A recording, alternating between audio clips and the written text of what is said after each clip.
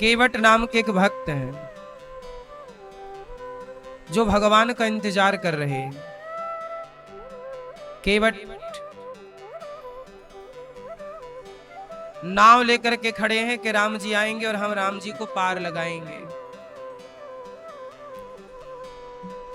धर्म न दूसर सत्य समाना, आगम निगम पुराण बखाना। लक्ष्मण जी निषाद राज को समझा रहे हैं। सवेरा हुआ, स्नान ध्यान करके राम जी श्रृंगवेरपुर से आगे बढ़े तो वहां गंगा का किनारा था। राम जी ने सुमंत्र जी को अब कहा, अच्छा दशरथ जी ने सुमंत्र जी को कहा था कि कुछ दिन घुमा फिरा के राम को ले आना। अब राम जी कह रहे हैं सुमंत्र जी से, आप अयोध्या जी जाइए, हमारे चक्कर में आप परेशान ना होइए। सुमंत्र जी बोले नहीं, आपको मैं लेकर चलूंगा। राम जी बोले, क्या मैं अपने पिता के वचनों को छोड़ दूं? मैं नहीं छोड़ सकता। राम जी, बरवस राम सुमंत्र पठाए जाओ।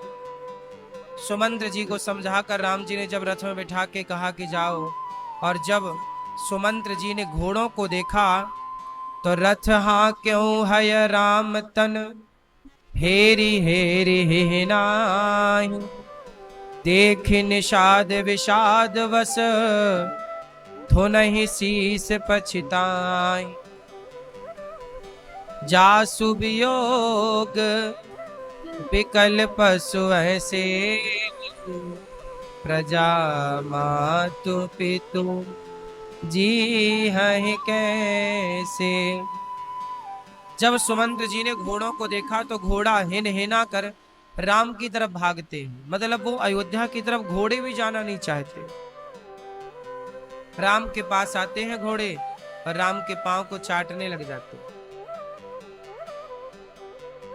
तुलसीदास जी कह रहे हैं कि जासु वियोग विकल पशु ऐसे, प्रजा मातु पितु जी हैं कैसे। जासु वियोग, देखो राम के वियोग में पशु पक्षी रो रहे हैं, पशु रो रहे हैं। जिनके वियोग में पशु रो रहे हैं, उनके वियोग में उनके माता पिता की हालत क्या रही होगी। राम वनवास गए, कितना वियोग था ये कोई समझ नहीं सकता। कितना दुख मां कौशल्या के पास था और कितना अयोध्या वासी दुखी थे और कितना दशरथ जी दुखी थे। उस दुख की कोई सीमा नहीं, पारावार नहीं। अब राम जी जबरदस्ती सुमंत्र जी को विदा करते हैं और केवट भैया है, मांगी नावना केवट आना, कहीं तुम्हार मरम में जाना। आज राम जी केवट से नाव मांग रहे, मांगी नावना केवट आना। आज राम जी केवट से नाव मांग रहे हैं।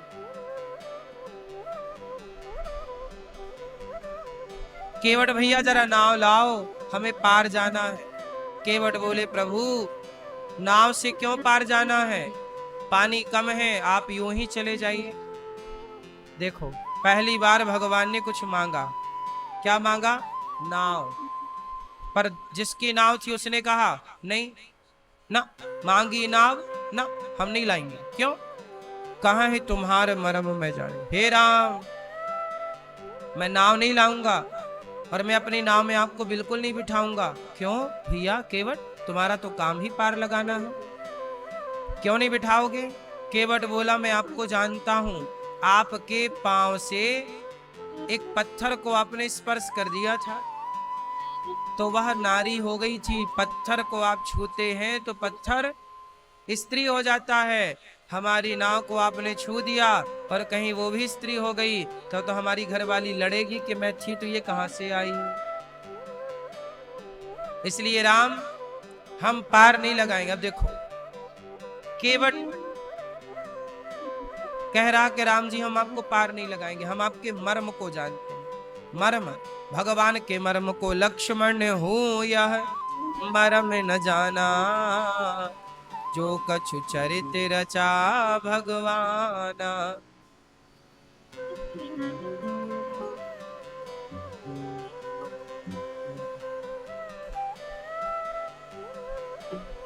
लक्ष्मण हूं यह मरम न जाना, जो कछु चरित रचा भगवाना।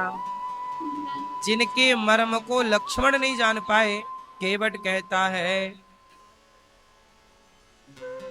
कहाँ ही तुम्हार मरम मैं जाना। हे प्रभु मैं आपके मर्म को जान रहा हूं। अच्छा एक बात बताओ, क्या भगवान के मर्म को केवट जान सकता है? केवट कह तो रहा कि मैं जानता हूं। क्या जानता है केवट? केवट यही जानता है कि राम ने अहिल्या का उद्धार किया, पत्थर की नारी को तारा है। केवट बोला कहीं हमारी नाव में पांव रख गया और ये नारी बन गई तो हम कैसे चलाएंगे परिवार, कैसे रोटी कमाएंगे। हे प्रभु फिर राम जी बोले क्या करें? बोले केवट बोला जरा पांव धुला लो, आपके पांव में जो रज लगी है ना वो रज साफ हो जाए, फिर हम अपनी नाव बिठाएंगे और आपको पार लगाएंगे। अच्छा राम जी बोले हमें टाइम कम है, थोड़ा जल्दी चलो वरना कहीं लोग आ ना जाए अयोध्या से लेने के लिए, जल्दी चलो। केवट बोला सुनो राम जी मैं आपके पिता की सौगंध खाता हूं। देखो केवट कितना चतुर है, अपने पिता की नहीं खाता, कसम भी खाया तो अपने बाप की नहीं। राम के पिताजी दशरथ जी मैं आपके पिता की सौगंध खाता हूं, मैं आपको पार नहीं लगाऊंगा जब तक मैं आपके चरण नहीं धुल लेता। यही प्रतिपालूं सब परिवारों, नहीं जानूं कछु और कबारो।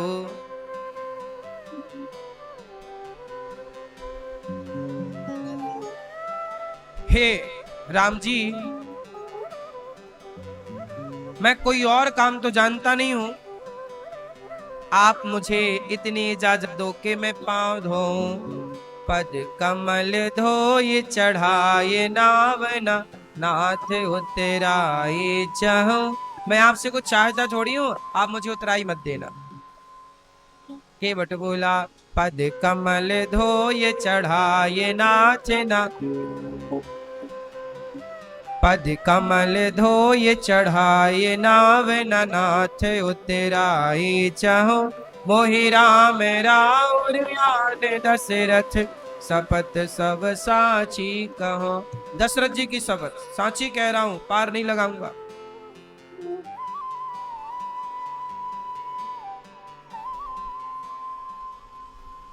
अब केवट कहता है हे दशरथ जी हे राम आप पार जाना चाहते हैं तो कृपा करो जल्दी पांव बढ़ाओ, जल्दी पांव बढ़ाओ, मैं आपको तुरंत पार लगाऊंगा। जल्दी से आपके पांव धोकर। जब केवट बोला कि मैं बाप की सौगंध खा रहा हूं, राम जी आपके पिता की सौगंध खा रहा हूं। केवट बोले लक्ष्मण बोले केवट बड़ा बात कर रहा, मेरे पिता की सौगंध क्यों खा रहा, अपने बाप की खा। लक्ष्मण जी ने बाण निकाला, धनुष पर चढ़ा, भी तुझे मार डालेंगे, बड़ी बड़ी बातें कर रहा है।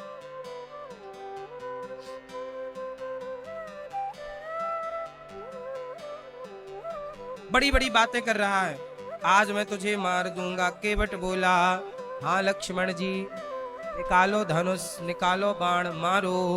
जब आप मुझे मारेंगे तो आप मार देंगे तो यमराज जी कहेंगे केवट तुझे किसने मारा, तो मैं गवाही दूंगा रघुनाथ सुप्राणन सो प्रिय बंधु वही मुझे बाण से मारत है। हे लक्ष्मण जी, ये बताओ, जब यमराज जी मुझे ले जाएंगे और कहेंगे कि केवट तुझे किसने मारा, तो मैं गवाही दूंगा कि रघुनाथ सुप्राणन सो प्रिय बंधु, जो रघुनाथ जी का बंधु मतलब भाई, वही मुझे बाण से मारत है। फिर यमराज जी पूछेंगे कि तूने अपराध क्या किया, कहाँ मारा, क्या गलती थी, तब कहूंगा गवाही कौन, तो रघुनाथ है आज यहाँ पर जी,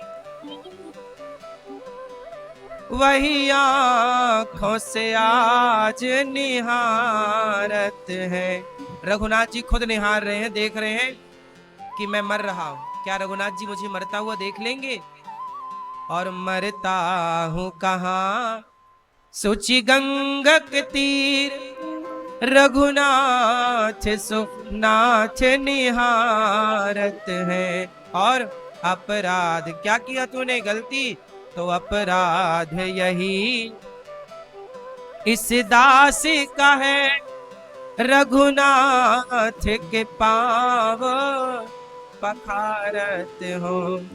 हे रघुनाथ जी, आज मैं आपके पांव पखारना मतलब पांव धुलना चाहता हूं। अब लक्ष्मण जी मुझे मार दे तो मार दे, पर मैं आपको पांव धोए बिना पार।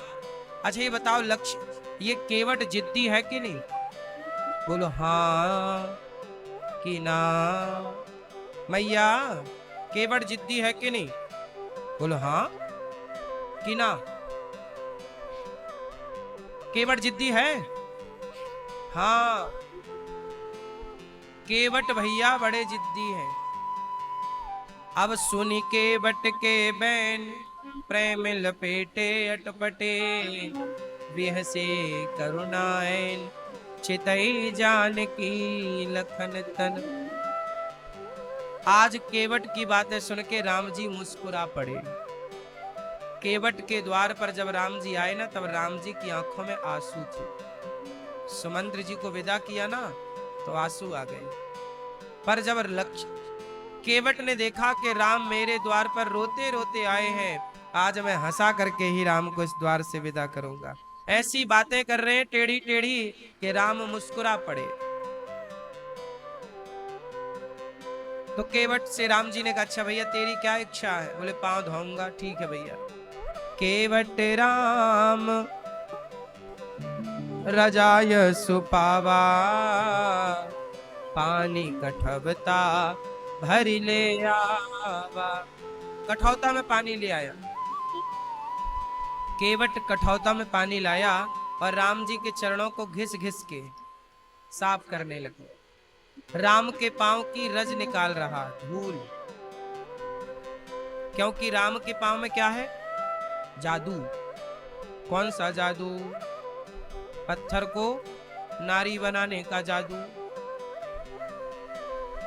केवट ने धुल करके चरण, पत्नी अरे भाग्यवान यहाँ आओ, पत्नी को बुलाया। राम जी बोले पत्नी को क्यों बुला रहा है? बोले प्रभु मेरी पत्नी मेरे से बहुत छोटी है, उसकी आंखें अभी बढ़िया है, मैं थोड़ा बूढ़ा हो गया हूं, वो देखेगी कि कहीं रज तो नहीं लगी। फिर अपने बेटे को बुलाया, सबका कल्याण करना चाहता है। केवट बोला राम जी पांव धुलवाओ। राम जी बोले धुल लो भैया। केवट ने धुला, और जब धुला तो राम जी से कहता है कि प्रभु मेरी पत्नी भी धोएगी पांव, मेरा पुत्र भी धोएगा पांव। क्यों भैया, पूरे खानदान से क्यों धुलवाता है? केवट चतुर है, सबका स्पर्श कराना चाहता है, ताकि राम का स्पर्श सबका हो जाए और हमारे पूरे खानदान कुटुंब का उद्धार हो। अच्छा, केवट ने कठौता में पांव धुलवाए, कठौती में नहीं। केवट राम रजाय सुपावा, पानी कठौता। कठौती में नहीं लाया पानी। कठौती मतलब स्त्रीलिंग, कठौता मतलब पुरलिंग। केवट बोला बनेगा तो लड़का ही बने। यदि माना कि राम के पांव में कोई जादू वादू होए, कठौती लाया, कहीं लड़की बन गई तो शादी ब्याह का खर्चा, इसलिए कठौता लाया। लड़का बनेगा तो नाव बढ़िया चलाएंगे। राम जी के पांव धोकर राम जी बोले अब तो पांव धो लिया, अब तो पार लगा। बोले नहीं, जो पहले वेटिंग में पहले से खड़े हैं उनको पार लगाऊंगा। राम जी बोले यहाँ तो हमारे सिवा कोई नहीं है। तब बोला पद पखारी जल पानी कर आप सहित परिवार। केवट ने चरण धोए और चरणामृत पिया, पत्नी को पुत्र को दिया और पितर पारी। केवट ने पितरों को पार लगाया। मेरे पितरों को पहले मैं पार लगा दूं, फिर मैं राम आपको पार लगाऊंगा। देखो केवट ने चरणामृत पिया। यही चरणामृत ब्रह्मा जी को मिला। जब ब्रह्मा जी के पास वामन भगवान का तीसरा पांव पहुंचा, जब राजा बलि से 3 पग भूमि में, 2 पग में, पहले पग में पाताल और दूसरे पग में सत्यलोक भगवान नापे, तो ब्रह्मा जी के पास जब पग पहुंचा, चरण पहुंचे, तो ब्रह्मा जी ने भगवान के अंगूठे को धोया। पूरे पांव को धोने का सौभाग्य तो ब्रह्मा को नहीं मिला, क्योंकि एक पांव जमीन में था, दूसरा पांव ना गया, एक पांव गया।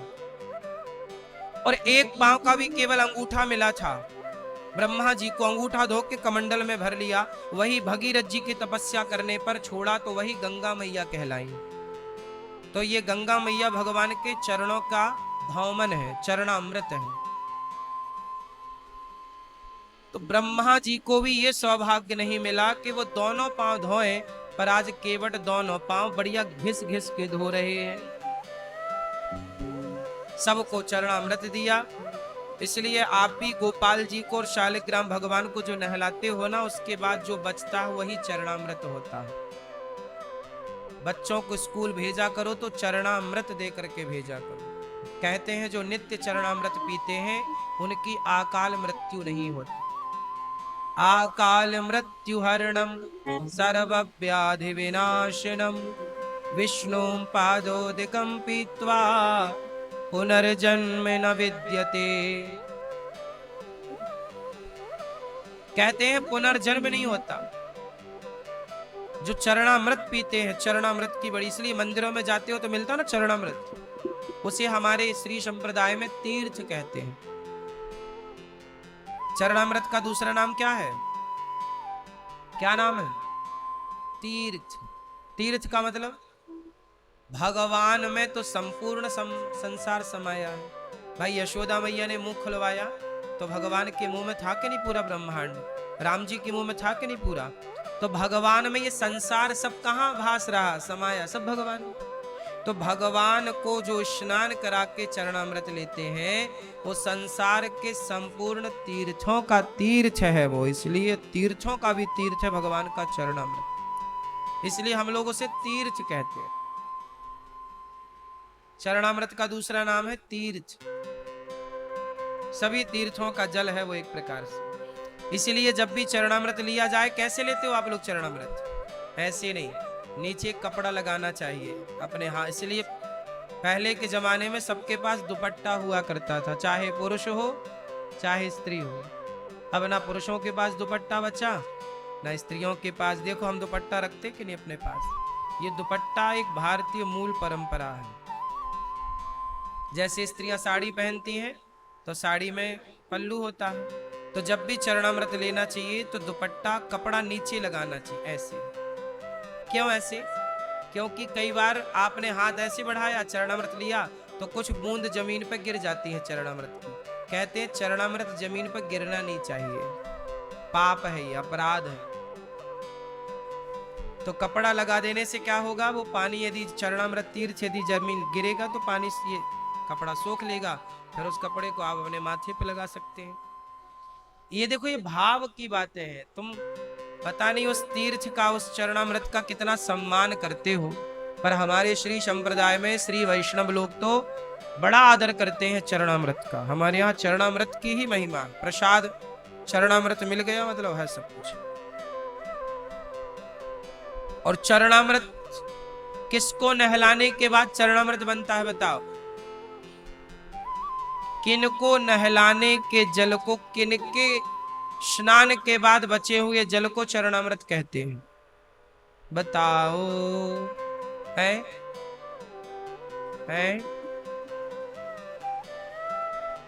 केवल भगवान श्रीमन नारायण, भगवान राम, भगवान कृष्ण, शालिग्राम भगवान।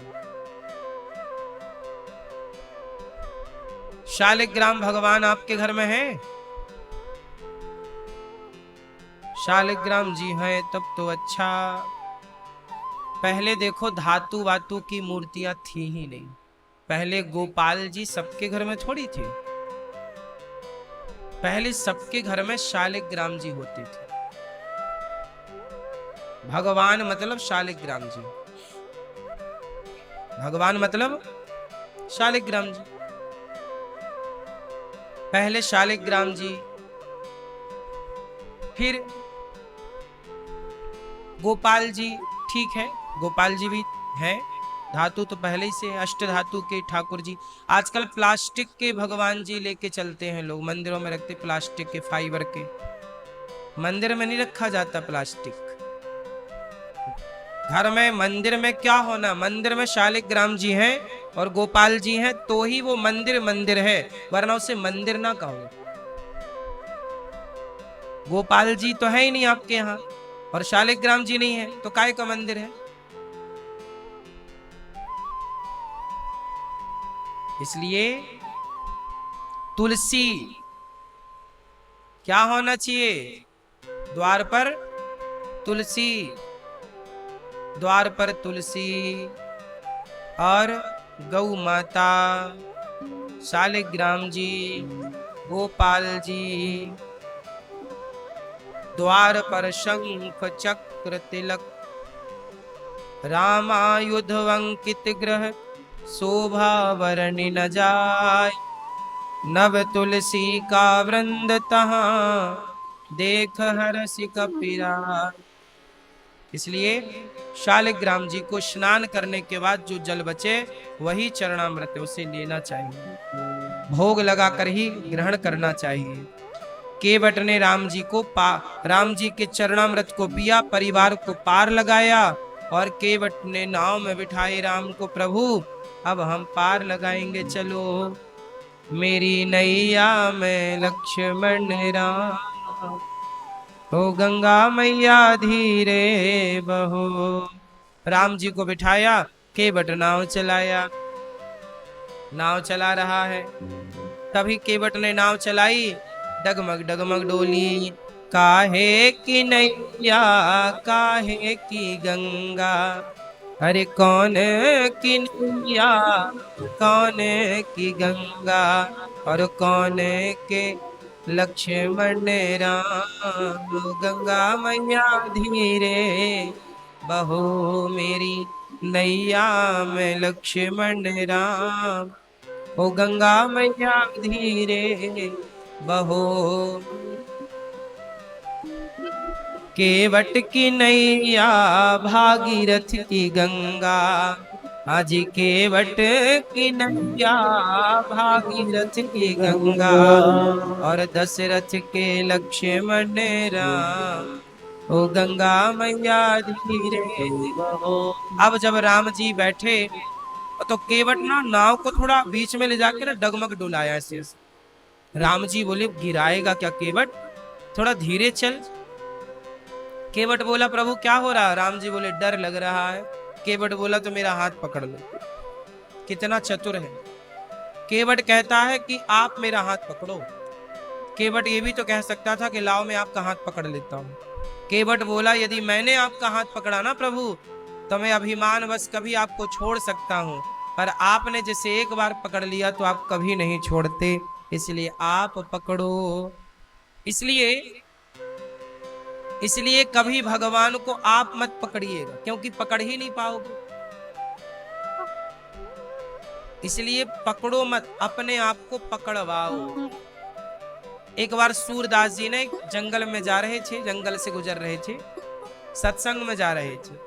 एक गड्ढा था बड़ा कुएं टाइप का जंगल में। हवा चली तो वो रास्ता भटक गए। चूंकि अंधे थे तो अंदाज से चला करते थे, तो रोज का रास्ता याद हो गया था, लाठी टेक टेक के चले जाते। लेकिन क्या हुआ कि आज तूफान चल गया।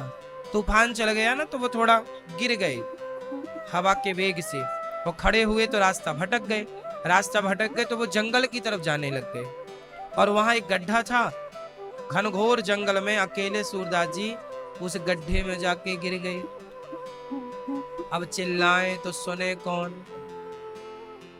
सवेरा सवेरे गिरे थे, दोपहर हो गई, न पानी मिला न रोटी मिली। सूरदास जी कुएं पे बैठे बैठे भगवान का चिंतन करने लगे।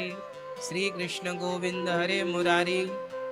हे प्रभु, आपकी जो इच्छा, आप चाहें तो मैं इस कुएं में ही मर जाऊं, कोई दिक्कत नहीं है। तब देखो भगवान को रहा ना। जब व्यक्ति अपनी कोशिश छोड़ देता है और समर्पण भगवान में कर देता है कि नहीं अब मेरा कोई बल नहीं, सुनेरी मैंने निर्बल केवल राम, सुनेरी मैंने निर्बल केवल, तो अपना कोई बल नहीं लगाया। कहा कि अब प्रभु बचाएं तो बचाएं, वरना कोई दिक्कत नहीं, प्राण ही तो जाएंगे। तभी भगवान आ गए छोटे से रूप में, गैया चराते भये। जब भगवान आए तो अरे बाबा तुम कुएं में कैसे गिर गए? अरे भैया मैं यहां से जा रहा था सत्संग में, रास्ता भटक गया, गिर गया। ये बताओ तुम कौन हो जंगल में? अरे मैं तो रोज गैया चराए हुए आऊं, या ही जंगल में हमारी गैया चरे, मैं गैया चरा के लौटूं तो मोकूं। ये कुएं में झांकवे की रोज आदत है। मैं कुएं की तरफ देख के कछु कछु कहूं तो आज मैं आयो तो बाबा तेरो दर्शन है गयो, कुएं में कैसे?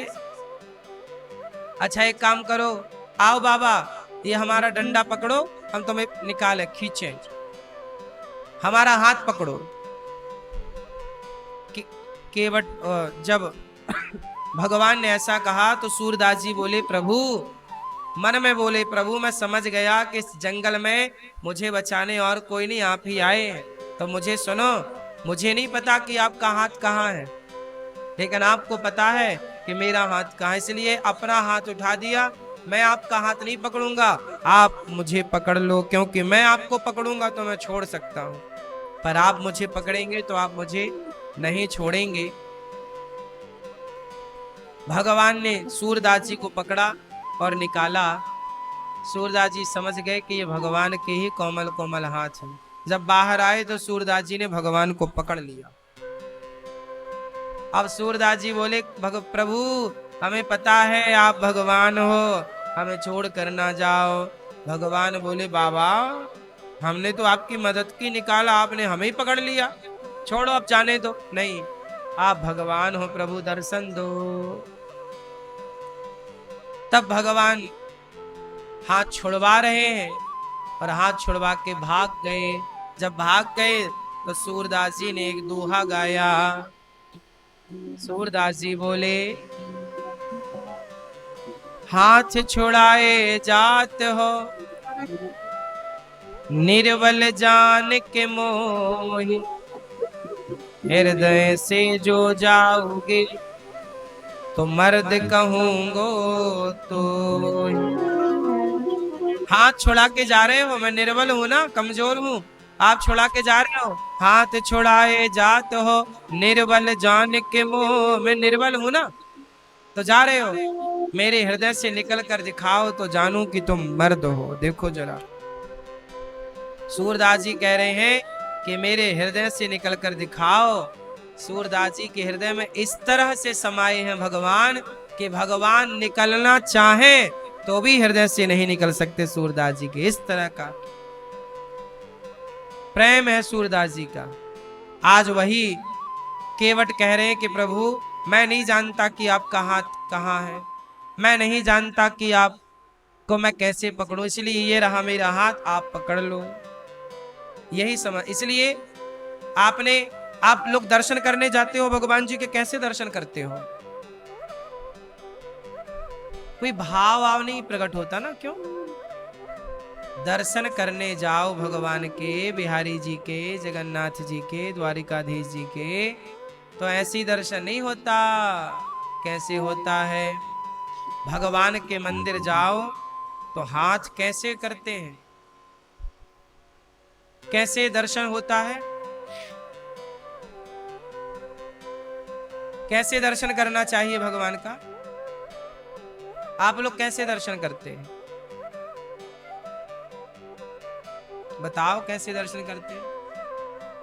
हाथ जोड़ के, ऐसी गए और भगवान के आगे हाथ जोड़े, आंखें बंद कर ली और शुरू हो गई लिस्ट। हे भगवान बहू के बेटा हो जाए, हे भगवान ये सब मिल जाए, हे भगवान ये सब हो जाए, हे भगवान हे भगवान। चालू हो गई भिख मंगहाई।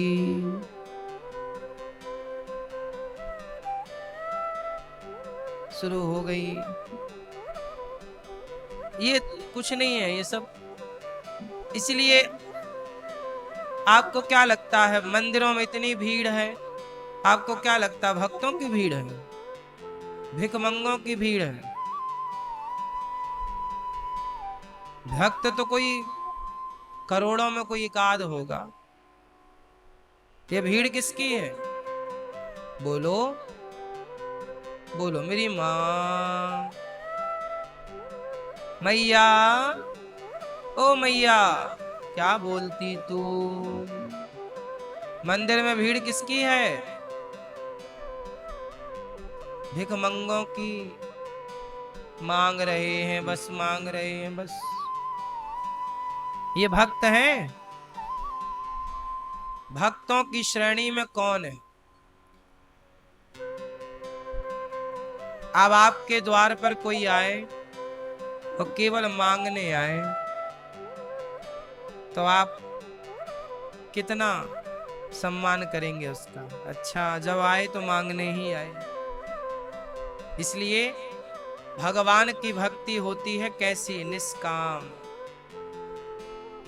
हम क्या मांगे, और सच्चाई तो ये है कि हम क्या मांगे, जब भगवान देने पे आते हैं ना तो आप मांग भी नहीं सकते, इतना तो भगवान दे ही देते हैं बिना मांगे। सुदामा मांगे होते तो कितना मांगे होते? बोलो। सुदामा यदि कृष्ण से मांगे भी होते तो क्या इतना मांग सकते थे जितना बिना मांगे श्री कृष्ण ने दिया? उत्तर दो। आप लोग मांग कर अपना ही तो नुकसान करते हैं। क्यों मांगना है? मंदिर जाओ, कुछ लेने नहीं, भगवान से मिलने जाओ, दर्शन करने जाओ। क्या मांगना? मांगना है तो क्या मांगो? बार बार बर मांगं, हे प्रभु हमें यही दो, हरसि देहु श्रीरंग। हे प्रभु देना है तो पद सरोज अनुपायनी, भक्ति सदा सत्संग। मांगो तो क्या मांगो? हे प्रभु आपके चरणों की भक्ति हमें प्राप्त हो जाए, सत्संग हमें प्राप्त हो जाए, भक्तों का दर्शन प्राप्त हो, यही तो धन है। मीरा जी गाती, पायो जी मैंने राम रतन धन पायो, पायो जी मैंने राम रतन धन पायो। वस्तु अमोल दी मेरे सतगुरु, वस्तु अमोल दी मेरे सतगुरु, कृपा कर अपनायो। हो जी मैंने राम धन पायो, हो जी मैंने राम रतन धन पा। कौन सा धन? मैंने तो राम नाम का धन पा गई, पा लिया, अब क्या चाहिए? मीराबाई क्या चाहती थी भगवान से? बेटा हो जाए, पति हमारा मिल जाए, पैसा मिल जाए, सोना मिल जाए, घर मकान हो जाए। ये सब तो मैया हो ही जाएगा। घर मकान तो मेहनत करो, पैसे कमाओ, बन ही जाएगा। बच्चे हो ही जाएंगे, कुत्ता बिल्ली के भी बच्चे होते हैं, तुम्हारे भी हो ही जाएंगे, काहे परेशान हो? बस हो ही जाएगा सब। नहीं होए तो कोई बात नहीं, मीरा के भी नहीं है। पर ये सब मांगने की चीजें नहीं है। भगवान ये दे दो, ये सब क्या मांग रहे हो? भूसा भूसा मांगो तो क्या? हे प्रभु हमारा मन सदा आपके श्री चरणों में लगा रहे, एक पल के लिए भी मन आपसे ना हटे, यही वरदान दो। अच्छा, दर्शन कैसे करना चाहिए भगवान के? ऐसे आपने कभी देखा भगवान के मंदिरों में किसी को? भगवान के मंदिर में जाते हैं लोग ऐसे करके खड़े हो जाते हैं, ऐसे ऐसे ऐसे दर्शन। हे प्रभु, ये इसका भाव ये है हाथ उठाने का कि हे प्रभु, जैसे छोटा बच्चा जब आपकी गोद में आना चाहता है ना, तो बताओ छोटा बच्चा जब आपकी गोद में आना चाहता है तो उसकी मुद्रा कैसी होती है, कैसे खड़ा होता है? बनाओ जरा सब लोग ऐसे हाथ। बच्चा छोटा जब आपकी गोद में आना चाहता तो कैसे करता है? ऐसे करता है? बोलो हाँ।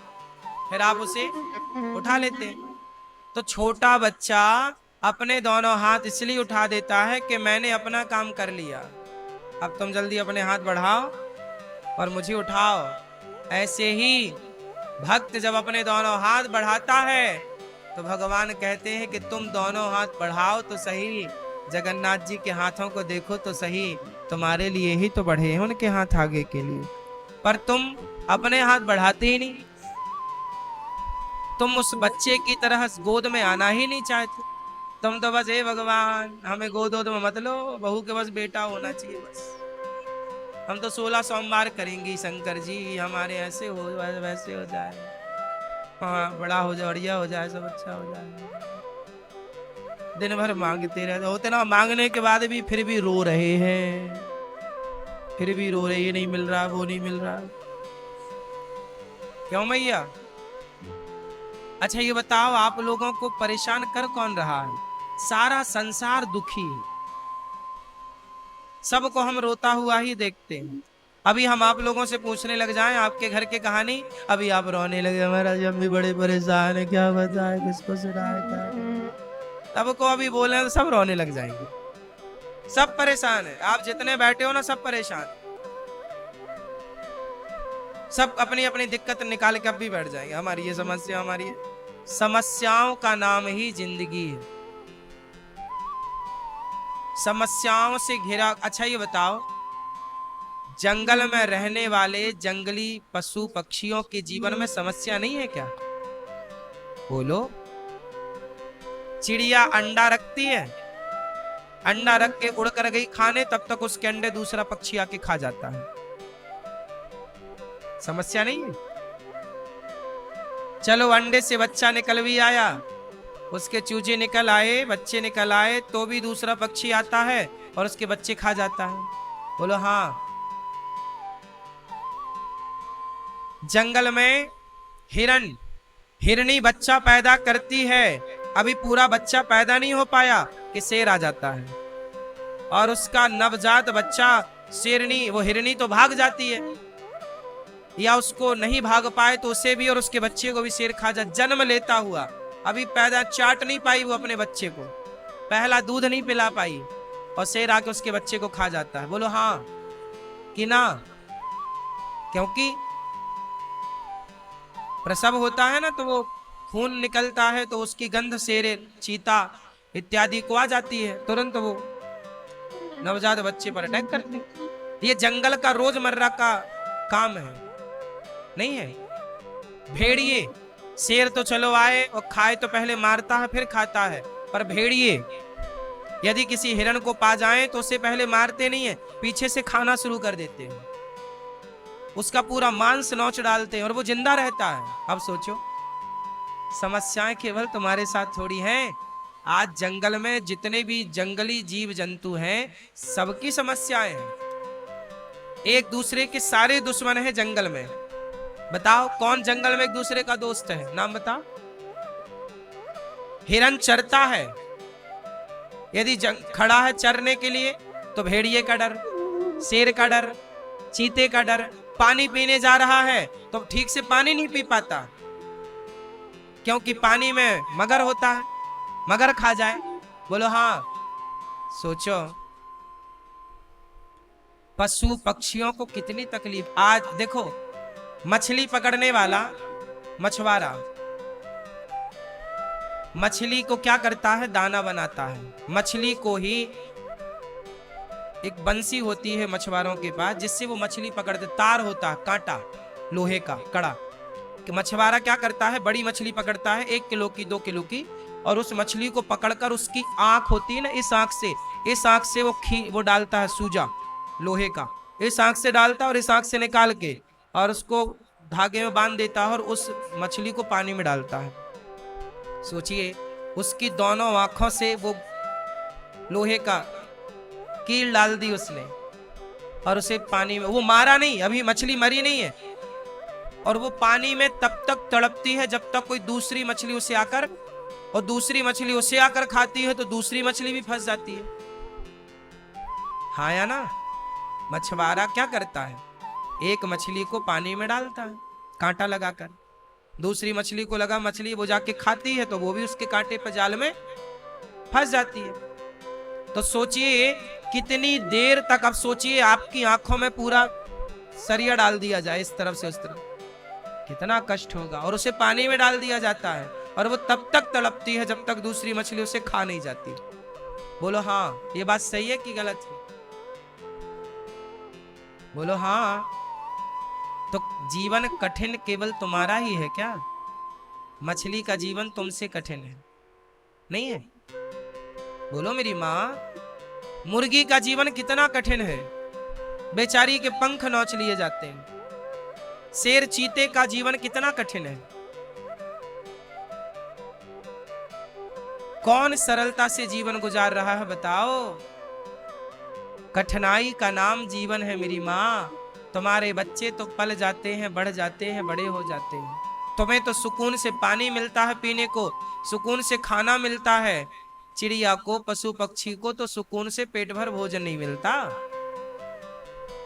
सुकून से पानी नहीं मिलता, न रहने का घर है, न खाने को भरपेट। 84 लाख योनियों में यही है क्रम। आप ही मनुष्य ही सबसे ज्यादा सुखी है। बोलो हाँ कि ना? फिर भी तुम भगवान के पास जा जाके हे भगवान ये दे दो वो दे दो, क्या बताएं? जो मिला है, जो प्राप्त है, उसे पर्याप्त क्यों नहीं समझते? इसलिए हाथ उठाकर भगवान से यही कहना चाहिए कि प्रभु आपका दर्शन करने आए, प्रभु हमें स्वीकार कर लीजिए। हाथ उठाकर दर्शन, केवट ने हाथ बढ़ाया ना, ऐसे हाथ बढ़ाने का मतलब प्रभु हमें अपने गोद में धारण कर लो, हमें स्वीकार कर लो। समर्पण करना चाहिए भगवान के द्वार पर। भगवान को आप लोग क्या देते हैं? देते वेते कुछ नहीं है, मांगते रहते हैं। अच्छा, आप भगवान को क्या देते हैं? आपने क्या दिया भगवान को बताओ? क्या आपको भगवान मिलेंगे तो क्या दोगे भगवान को? आप बताओ। कुछ नहीं दोगे? कंजूस हो ना? हैं? आप बताओ दादाजी, क्या दोगे? भैया आप बताओ क्या दोगे? आप बताओ। भगवान मिलेंगे तो आप क्या दोगी?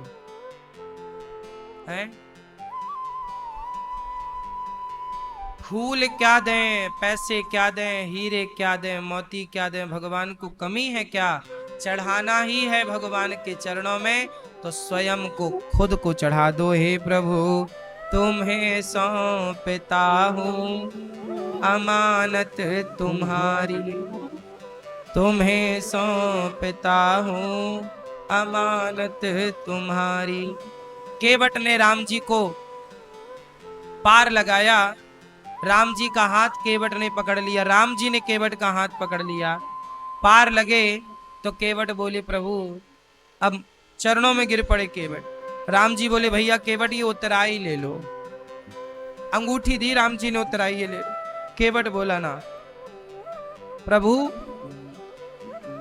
आप भी केवट और मैं भी केवट, भला एक केवट से दूसरा केवट मजदूरी कैसे ले सकता है? राम जी बोले हम कहाँ केवट हैं भैया।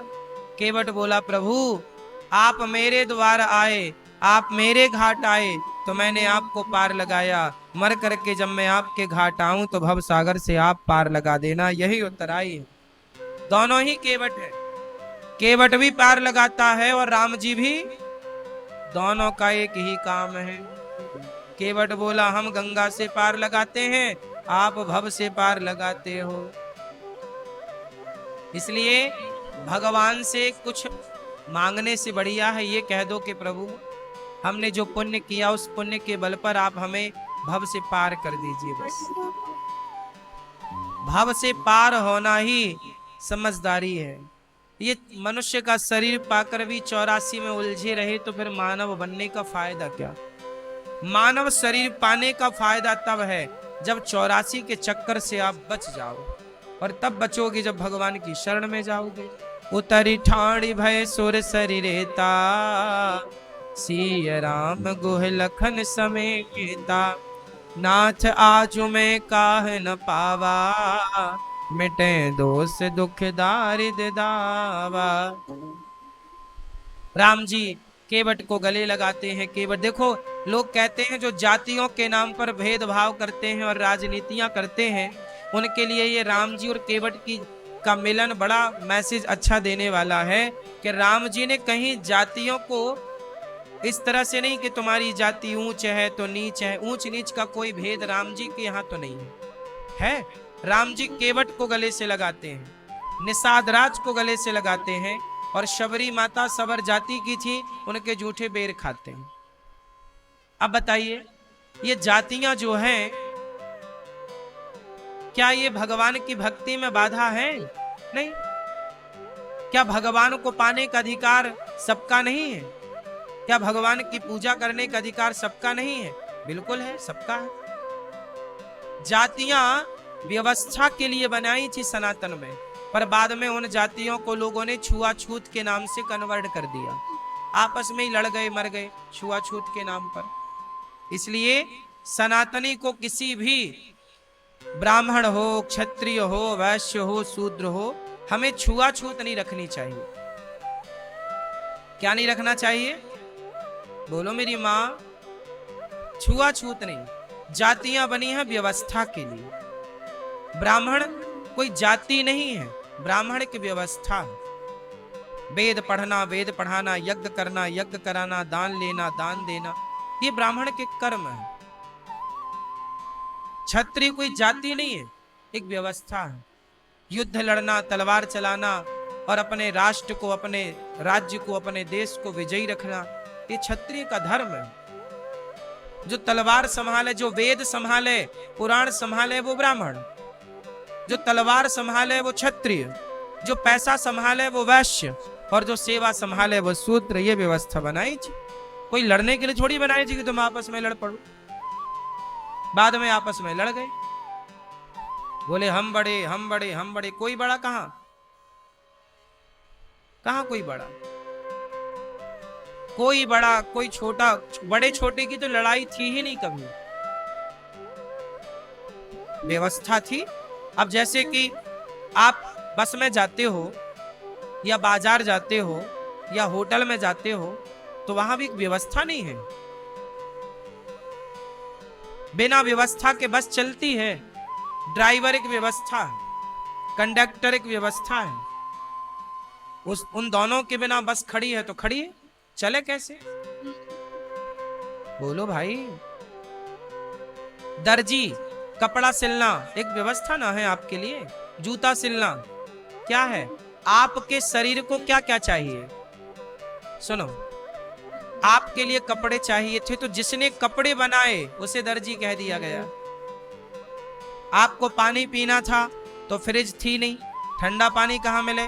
तो घड़ा बनाया, जिसने घड़ा बनाया उसे कुम्हार कह दिया। जिसने आपके लिए जूते चप्पल बनाए उसे लोहार कह दिया, मोची कह दिया। जिसने जूते चप्पल बना उसे मोची कह दिया। ये मोची भाई साहब हैं, ये आपके लिए जूता चप्पल बनाएंगे। अब आपको चाहिए कि आप किसान थे तो हल चलाने के लिए ना, वो कुसिया जो होता है हल चला, वो लोहे का होता है। बैल जो हल चलाते हैं ना मैया खेतों में, वो काय का होता है? लोहे का होता है, जो नीचे जमीन खोदता हुआ चलता है। ट्रैक्टर में भी जो कल्टीवेटर होता है वो लोहे का ना होता है, तब ना जुताई होती है किसानों की। तो वो व्यवस्था कौन करता है? लोहार। तलवार कौन बनाएगा? आत्मरक्षा के लिए तलवार चाहिए थी, तो तलवार लोहार बना के दिया। तो लोहार, कुम्हार, मोची, दर्जी। आपके बाल बढ़ गए, कौन काटेगा? नाऊ काटेगा, नाई, है ना? ये सब क्या है? ये रोजमर्रा की व्यवस्थाएं, ये व्यवस्थाएं बांटी गई हैं। हमारा अपना ही कोई लोहार है, हमारा अपना ही कोई कुम्हार है, हमारा अपना ही कोई मोची है। सही है। अब हम लोगों ने क्या किया, भेदभाव कर लिया कि देख तू तो चमड़े का काम करता है, हम देखो उसके साथ छूत की भावना रख ली। वो तो चमड़े का काम करता है, तुम तो चमड़ा खा जाते हो आजकल। नहीं खा जाते। यदि चमड़ा छूने वाला अशुद्ध है तो खाने वाला कितना शुद्ध होगा फिर बता। फिर आज तो कितने लोग खा रहे हैं, मांस खा रहे हैं, बकरे का चमड़ा खा जा रहे हैं और गैया तक खा जा रहे हैं लोग। बोलो हाँ, बात सही है कि गलत है। कहते हैं कि हिंदू मुस्लिम भाई भाई। कैसे भाई भाई? एक बात बताओ, मुस्लिम तो गैया खाता है, तुम्हारा मोची भाई जो हमारे भारत का मोची है, जूता सिलता है, वो तो बेचारा केवल चमड़ा से जूता बनाता, तुम कहते हो ये अशुद्ध है।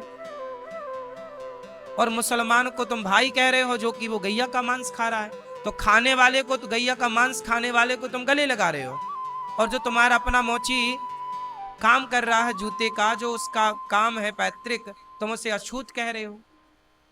ये कैसा न्याय है भाई?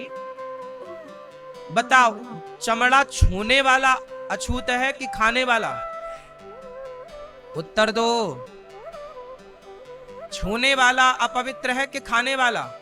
भाई छूने वाला तो उसकी मजबूरी है, क्योंकि गैया पहले मर जाती थी तो गैया को मोची ले जाता था, उसका चमड़ा निकाल लेता था, मरी हुई गैया का निकालता था, जिंदा को नहीं मारता था। पहले गैया ज्यादा थी, एक एक घर में 10-10 गैया थी, 20-20 गैया थी, 50-50 गैया थी। बोलो हाँ, हर घर में गैया थी। तो आए दिन गैया कोई ना कोई बूढ़ी होती और मरती ही रहती थी, तो वो ले जाता था घसीट के और उसका निकालता था मांस, चमड़ा, और उसके जूते, बेल्ट, पर्स जो भी बनाता। यही परंपरागत धंधा था। क्यों भैया? यही तो बिजनेस था, यही तो काम था। तो वो मोची अशुद्ध कैसे हो गया भाई, ये बताओ। वो तो गैया का मांस खाता भी नहीं था, गैया का चमड़ा निकालता था पर खाता नहीं था। हमारा मोची भारत का सनातनी है ना, वो गैया नहीं खाता, वो तो उसका काम है तो मांस चमड़ा निकालता है बस। खाने वालों को तुम भाई कह रहे हो, हिंदू मुस्लिम भाई भाई, और जो तुम्हारा मोची सदा से तुम्हारे लिए काम कर रहा हो उसे तुमने अछूत करार दे दिया। नहीं, ये गलत हो गया। इसलिए हमारा सनातनी में हम 4 भाई हैं। हम हमेशा एक बात कहते हैं आपसे, हम कितने भाई हैं? 4। ब्राह्मण, क्षत्रिय, वैश्य और शूद्र। कितने भाई? हम 4 भाई हैं, और चारों के पिता एक हैं। ब्राह्मण के पिता कौन है? बोलो, भगवान। ब्राह्मणोस्य मुखमासीद बाहु राजन्यः कृताः ऊरु तदसिद वैश्यः पदभ्यां शूद्रो अजायत।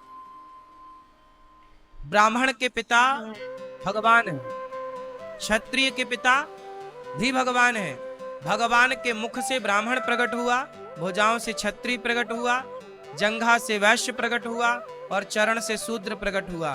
तो चारों का बाप तो एक ही है। जब चारों एक ही पिता की संतान हो तो भाई आपस में लड़ते क्यों हो? फिर काहे की लड़ाई है ये? किसने तुम्हें बड़ा और छोटा? कौन हो तुम? हम जनक नंदिनी।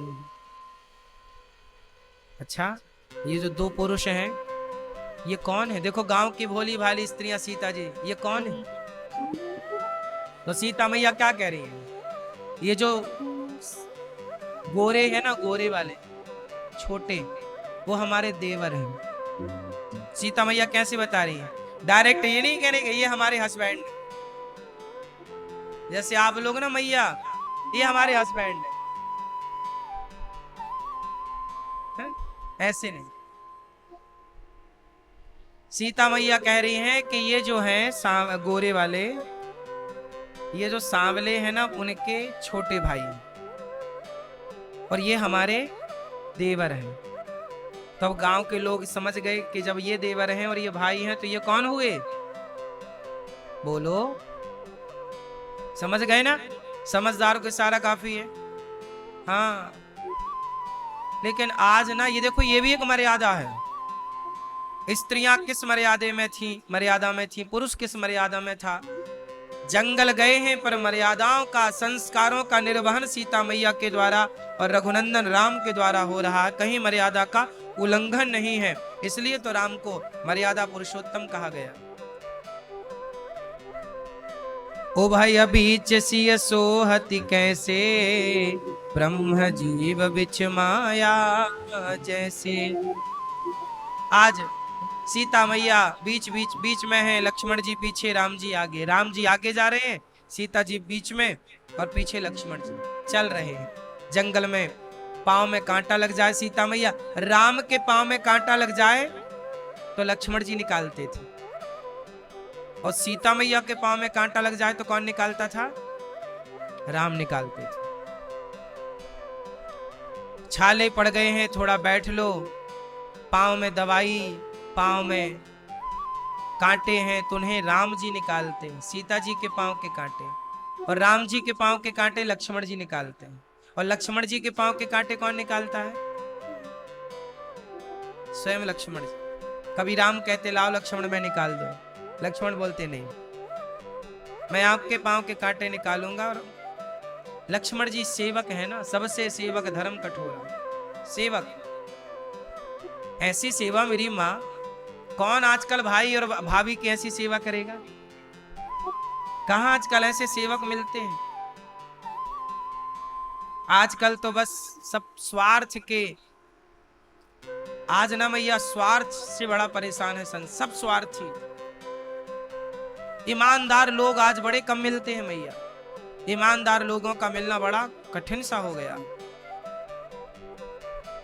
4 महीने काम करेगा व्यक्ति और फिर तुम विश्वास करोगे वो लेके फरार हो जाएगा सब। हाँ या ना?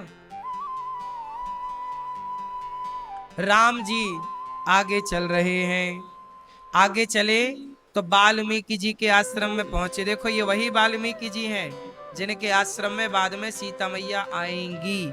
अभी राम लक्ष्मण सीता आए हैं तीनों वाल्मीकि जी के पास। वाल्मीकि मन आनंद भारी, मंगल मूर्ति नयन निहारी। वाल्मीकि जी के आश्रम में गए, प्रणाम वाल्मीकि जी को राम जी ने। मुनि कहु राम दंडवत कीन्हा,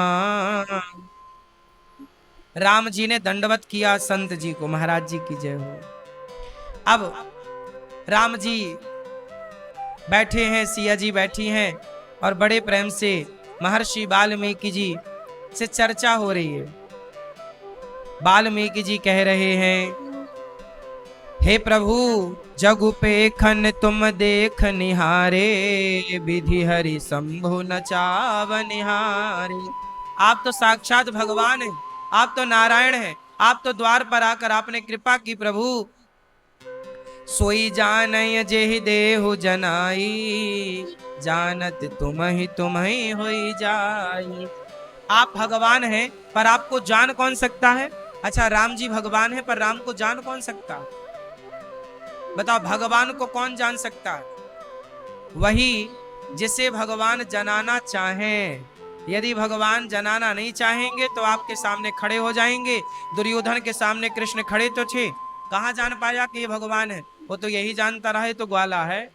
मैया सुनो मेरी माँ, राम को, भगवान को कौन जान सकता है? जिसे भगवान जनाना, बोलो मेरी माँ, जिसे भगवान जनाना चाहे, वरना सब थोड़ी जानेंगे, सब नहीं जान सकते। अब चिदानंदमय देह तुम्हारी, ये वाल्मीकि जी कह रहे हैं राम जी को, चिदानंदमय देह तुम्हारी, विगत विकार जाने अधिकारी। आप में कोई विकार नहीं है, चिदानंद दिव्य स्वरूप है आपका, दिव्य देह है आपकी। हे प्रभु सुनहु राम अब कहूँ निकेता, जहाँ बसहु सिय लखन समेता। राम जी ने कहा वाल्मीकि जी से, गुरु जी बताओ हम कहाँ रहें, हम कहाँ रहें। तब वाल्मीकि जी बोले कि पूछो मोहि की रहूं कहाँ, मैं पूछत सकुचाहूं। वाल्मीकि जी बोले कि आप पूछ रहे हो कि मैं कहाँ रहूं, तो वाल्मीकि जो आपको भोग लगा करके खाता हो उनके घर में प्रभु आप रहो। देखो वाल्मीकि जी बता रहे हैं कि आप कहाँ रहें, भगवान कहाँ रहते हैं। सुनहु राम अब कहूँ निकेता, जिनके श्रवण समुद्र समाना। जो कथा सुनते हैं, जो भोग लगाकर खाते हैं, जो आपके पूजा में लगे रहते हैं, जो आप में समर्पित हैं, आप उनके घर पे जाकर के रहो, उनके हृदय में रहो। मंत्र राजु नित जपहि तुम्हारा, पूजहि तुम्हि सहित परिवारा। जो पूरे परिवार के साथ आपकी पूजा में लगा है प्रभु, उनके हृदय में जाकर के आप रहो।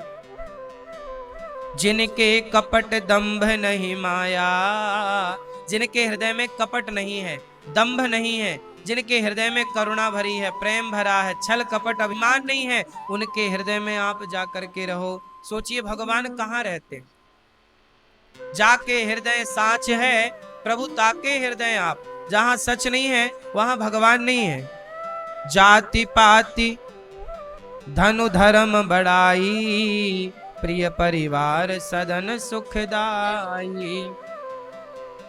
जो सब कुछ छोड़कर, जो परिवार का मोह छोड़कर, जाति पाति से ऊपर उठकर, जो सब में आपके भक्तों का दर्शन करे, सब में आपको देखे, आप उनके जाके हृदय में रहो प्रभु। चित्रकूट में चित्रकूट गिरि करहु निवासु, तह तुम्हार सब भांति सुपासु।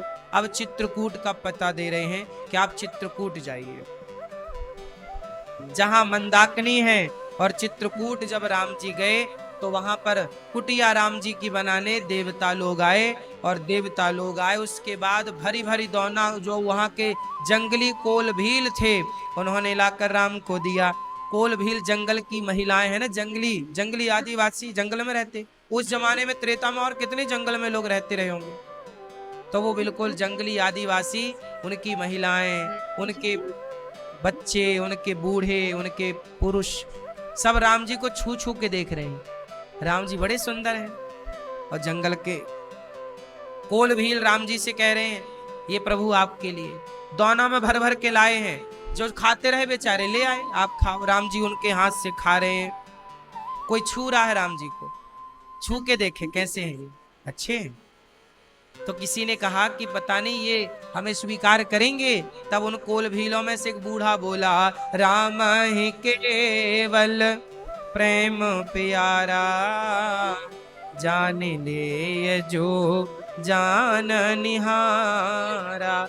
ये राम जो है ना भगवान, इनको केवल प्रेम पसंद है। भगवान को क्या पसंद है? तुम गोरे हो कि काले हो, जाति कैसी है, कोई फर्क नहीं पड़ता। रस खान तो मुसलमान थे, सदन कसाई तो मांस का काम करते थे, तराजू में रख के तौल कर बेचते थे। ये एनर्जी उसी की शक्ति है जिसको आप आत्मा कहते हैं। यदि वो चली जाए तो ना स्त्री खड़ी हो सकती है, ना पुरुष, ना आप चल सकते हैं, ना हम। बात सही है कि गलत है? तो सबके भीतर कौन सत्ता विद्यमान है? सबके भीतर कौन है? ईश्वर, भगवान है। लेकिन आप क्या कहते हैं, हमने भगवान को नहीं देखा। हम आपसे सवाल करते हैं कि जब भगवान सब जगह है तो क्यों नहीं देखा? थोड़ा सा क्यों नहीं विचार किया कि ये है कौन? सिय राम मैं सब जग जानी, करहूं प्रणाम जोरी जुग पानी। सबने भगवान को देखा है मैया। आपकी माता कौन है? भगवान। पिता कौन है आपके? लेकिन आप कहते हैं हमने भगवान को नहीं देखा। भाई माँ बाप ही तो भगवान है, पर कहां मानने को तैयार है ये मन कि माँ बाप भगवान है। आपको तो लगता है कि ये तो इंसान है। समस्या ये है कि आप मानने को तैयार नहीं। आपका जो भीतर अंतःकरण है, जो चेतना, जो हृदय है, वो स्वीकार नहीं कर रहा कि नहीं। आप कह रहे हैं नहीं, ये भगवान कैसे हो सकता है। समस्या भगवान, आप जैसे मंदिर जाते हो, आपने भगवान को देखा? हाँ या ना? आपने भगवान को देखा? क्यों? आपने भगवान को देखा दादाजी? आपने भगवान को देखा? नहीं, नहीं देखा इन्होंने। आपने भगवान को देखा भैया? आप लोग मंदिर जाते हो, जाने के बाद भी कहते हो हमने भगवान को नहीं देखा। आप लोग कहते हो कि ये मूर्ति है, ये भगवान थोड़ी है। सुनो, मूर्ति वूर्ति कुछ नहीं होती, भगवान ही होते। प्रहलाद के लिए खंबे से प्रकट भय थे कि नहीं नरसिंह भगवान? फिर यदि प्रहलाद जी के लिए खंबे से प्रकट हो सकते हैं, तो आपके लिए मूर्ति से प्रकट क्यों नहीं हो सकती? आपकी भक्ति प्रहलाद जैसी तो हो। कमी हम में है और हम दोष मंदिरों को देते रहे, यार यहाँ तो पत्थर की मूर्ति है, ये तो मूर्ति है, कोई भगवान थोड़ी है। नहीं, मूर्ति मूर्ति नहीं है, ये साक्षात अर्चा विग्रह है, अर्चावतार है। कौशल्या के यहाँ पे राम अवतार लेकर आए, यशोदा के यहाँ कृष्ण अवतार लेकर आए, तो गौरी गोपाल में भी भगवान लक्ष्मी नारायण यह अवतार लेकर ही तो आए जो बैठे हैं ऊपर। ये कोई पत्थर थोड़ी है, ये भगवान है। ये सब कुछ सुन रहे हैं, सब कुछ देख रहे हैं, पर खड़े मुस्कुरा रहे हैं। हमें इनकी सेवा करनी है। ये अर्चा अवतार के रूप में सदा हमारे साथ है। भगवान है ये। अब मानो तो गंगा माँ हूं, ना मानो तो बहता, तो मानने की बातें हैं। कोई दुर्योधन तो बिल्कुल नहीं मानने को तैयार। साक्षात श्री कृष्ण को उसने भगवान कहाँ माना? दुर्योधन ने। साक्षात राम को रावण ने भगवान कहाँ माना? नहीं मानने वाला तो साक्षात राम को भी भगवान नहीं माना रावण ने। नहीं मानने वाला तो साक्षात कृष्ण को भी भगवान नहीं माना शिशुपाल ने, दुर्योधन ने, शकुनी ने। और मानने वाले ने, उसी लंका में रहने वाले विभीषण ने राम को भगवान मान लिया। हनुमान जी भगवान मान के पूजा करते हैं। ये तो मैया दुर्योधन नहीं मान पाया, लेकिन अर्जुन मान गए। बोलो हाँ, अर्जुन को दिख गया कि ये भगवान। इसलिए सब में कहां भगवान है ये कोई नहीं जानता मेरी माँ। भगवान जब कृपा करते हैं तब ऐसी बुद्धि बनती है कि हम ईश्वर को जान पाएं, समझ पाएं, वरना तुम्हारे बुद्धि से कुछ नहीं जान पाओगे। इसलिए अपने आप को समर्पित करो, प्रभु कृपा करो कुछ समझ में आए, वरना तुम यही कहते मर जाओगे कि अरे भगवान दिखते थोड़ी हैं। एक सज्जन बोले कि भगवान है तो दिखते क्यों नहीं? अरे भैया दिख तो रहे हैं, तुम्हारी फूटी हैं तो हम क्या करें? दिख तो रहे हैं भगवान। जो लोग कहते हैं कि भगवान है तो दिखते क्यों नहीं? क्यों भैया बताओ, भगवान दिखते हैं कि नहीं? बोलो मेरी माँ। माँ दिख रही है कि नहीं?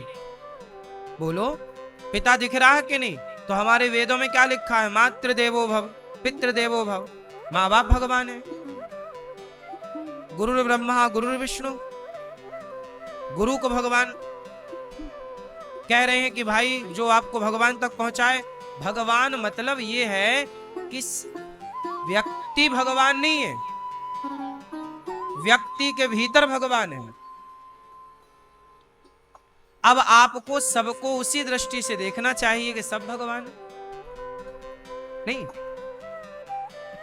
समझ में आई? अब प्रश्न खड़ा हुआ कि सब भगवान हैं तो फिर गधे की पूजा क्यों नहीं करते? कुत्ता की पूजा क्यों नहीं करते? सबकी पूजा करनी चाहिए। नहीं,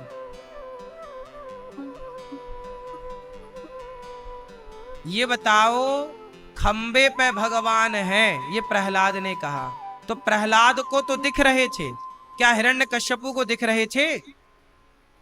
बोलो। फिर तो भगवान सब में है, ये उनके लिए है जो उस कोटि का भक्त है। हमें गधे में भी ईश्वर का दर्शन हो जाए, इसमें क्या है? नामदेव जी को गधे में हुआ तो था, कुत्ते में हुआ था। कुत्ता रोटी लेके चला गया नामदेव जी की, रखी थी रोटी भोग लगाने के लिए, रोटी दबाया मुंह में, कुत्ता भागा। तो नामदेव जी घी की कटोरी लेके दौड़े, भैया भैया प्रभु जी सूखी रोटी मत खाओ, आपका दिया घी, आप घी है प्रभु, घी चुपड़ के खाओ। जब लोग बोले कि पागल हो गए हो, वो कुत्ता है, वो कुत्ते के लिए तुम भाग रहे हो कटोरी लेके घी की। अरे बोले तुम्हें कुत्ता दिख रहा है, हमारे को तो हमारे भगवान का ही दर्शन हो रहा है। ये भावना उनकी थी ना, अब ऐसी भावना तुम्हारी हो तो तुम्हें कुत्ता में भी ईश्वर नजर आ जाए। ये तो भाव की बात है। अब ये सबका भाव थोड़ी बन जाएगा, जिसका बन जाए वही तो फिर भक्तों की श्रेणी में चला जाता है, वही आनंद पाता है। यही भाव बनाने के लिए तो सत्संग करते हैं। सत्संग का मतलब क्या है? कि आपका दृष्टिकोण बदल जाए, ये बदल जाए कि सब में ईश्वर है। इतनी सी बात समझाने और समझने के लिए 4 वेद और 18 पुराण लिखे गए। जो व्यक्ति सब में ईश्वर को देखता हो, उसे फिर कौन सा वेद पुराण सुनने की जरूरत है? बता। तुम सब में ईश्वर को देख पाओ, ये समझाने के लिए ही तो वेद पुराण है। अब प्रहलाद जी को तो दिख रहे हैं भगवान, फिर उन्हें कोई पुराण वेद की कहां जरूरत? तुम चारों वेद पढ़ के, पुराण पढ़ के भी ईश्वर को कण-कण में नहीं देख पाए तो पढ़ना लिखना बेकार है। और नहीं पढ़ने वाला नामदेव भी देख ले तो उनका पढ़ना सार्थक है। दुर्योधन भी तो ज्ञानी था, कोई अनपढ़ थोड़ी था, पर नहीं जान पाया। रावण बड़ा विद्वान था, बताओ, रावण से बड़ा विद्वान था? कहते इसके जैसा कोई विद्वान नहीं। वेद पढ़ाने ब्रह्मा जी आते हैं रावण के घर, शंकर जी खुद आते हैं अपना अभिषेक करवाने। आप लोग सावन के महीने में माटी के शंकर जी बनाते हो, शिवलिंग, परंतु सावन आता ना तो रावण के घर में साक्षात कैलाश से शंकर जी आते, खुद आते बैठाता रावण शंकर जी को, साक्षात शंकर जी को, और उनके सिर पर श्रृंगी से और दूध से और पानी से और अभिषेक करता रावण। शंकर जी साक्षात बैठे हैं और रावण मंत्र पढ़ता, अभिषेक चल। इतना बड़ा ज्ञानी। शंकर जी उसके द्वार पे आते हैं रावण के यहाँ, ब्रह्मा जी उसके द्वार पे आते हैं वेद पढ़ाने, पवन देवता झाड़ू लगाते हैं लंका में, अग्नि देवता पूरी व्यवस्था करते हैं, देवता उसकी कुर्सी के नीचे शनि को उल्टा लटका रखा था रावण ने। बोलो हाँ, ऐसा हल्के में ले रहे हो रावण को? वो रावण सारे देवताओं को नीचे कुर्सी के नीचे रखता। जो कुर्सी की 4 पाई होती है ना, 4 नहीं होते कुर्सी, चेयर में 4 पांव होते, तो जो शनि थे ना, शनि को 4 पाई कुर्सी के नीचे लिटाकर और छाती पे अपने कुर्सी की वो आगे का पांव रखता शनि के ऊपर। शनि महाराज दबे थे उसकी कुर्सी के नीचे। ऐसा रावण था। तुम्हें शनि महाराज बड़ा परेशान कर रहे हैं और रावण तो कुर्सी के नीचे लिटाए हैं। ऐसा रावण था, इतना बड़ा ज्ञानी। क्या नहीं जानता था रावण? कौन सा वेद नहीं जानता था, कौन सा पुराण नहीं जानता था? इतना बड़ा अर्थशास्त्री था कि सोने की लंका थी। भाई पैसा है मतलब बुद्धिमान तो था ही ना, सोने की लंका है। लेकिन वो रावण भी राम को नहीं जान पाया। वो रावण भी राम को, बोलो मेरी मां, वो रावण भी राम को नहीं जान पाया। सोचो। और उसी के लंका में रहने वाली एक त्रिजटा थी, त्रिजटा नाम राक्षसी एका राक्षसी थी, वो भी लंका में रहती थी, वो भी लंका की रोटियां खाती थी। लेकिन वो त्रिजटा जो कि बिल्कुल पढ़ी लिखी नहीं थी। रावण जितना कौन था, अनपढ़ थी, लेकिन वो त्रिजटा राम को जान गई, सीता को जान गई कि ये जगत जननी है। त्रिजटा सीता मैया के साथ अच्छा व्यवहार करती। वो जान गई कि ये सीता मैया त्रिजटा को माता कहती। लंका में एक त्रिजटा ही थी जो सीता मैया का दुख दर्द थोड़ा समझती थी और वो समझाती रहती थी। ये विभीषण की बेटी है, ये विभीषण की बेटी है। सपने बानर लंका जारी, जात उधान सेना सब मारी। ये त्रिजटा ही सपना सुना रही है कि सपने बानर लंका जारी, जात उधान सेना सब मारी। तो त्रिजटा महिला है, स्त्री है, कम पढ़ी लिखी है, लेकिन वो राम को जान गई, सीता को जान गई कि जगत जननी है, जगदम्बा है। और रावण इतना बड़ा ज्ञानी होके राम को नहीं जान पाया, कहता है तू तो वनवासी है। अब बताओ, जिन राम को, अरे और तो रावण की छोड़ो, शंकर जी की पत्नी, मैंने पहले दूसरे दिन कथा सुना दी आपको ये बात। शंकर जी की पत्नी माता सती राम की लीला पर संदेह खड़ा करती हैं कि ये राम नहीं हो सकते। अब बता, जिन्हें शंकर जी की पत्नी ना जान पाई सती, उन्हें भला हम और आप कितना जानेंगे मेरी मां। हम और आप तभी जान सकते हैं जब खुद राम दया करे, राम कृपा करे।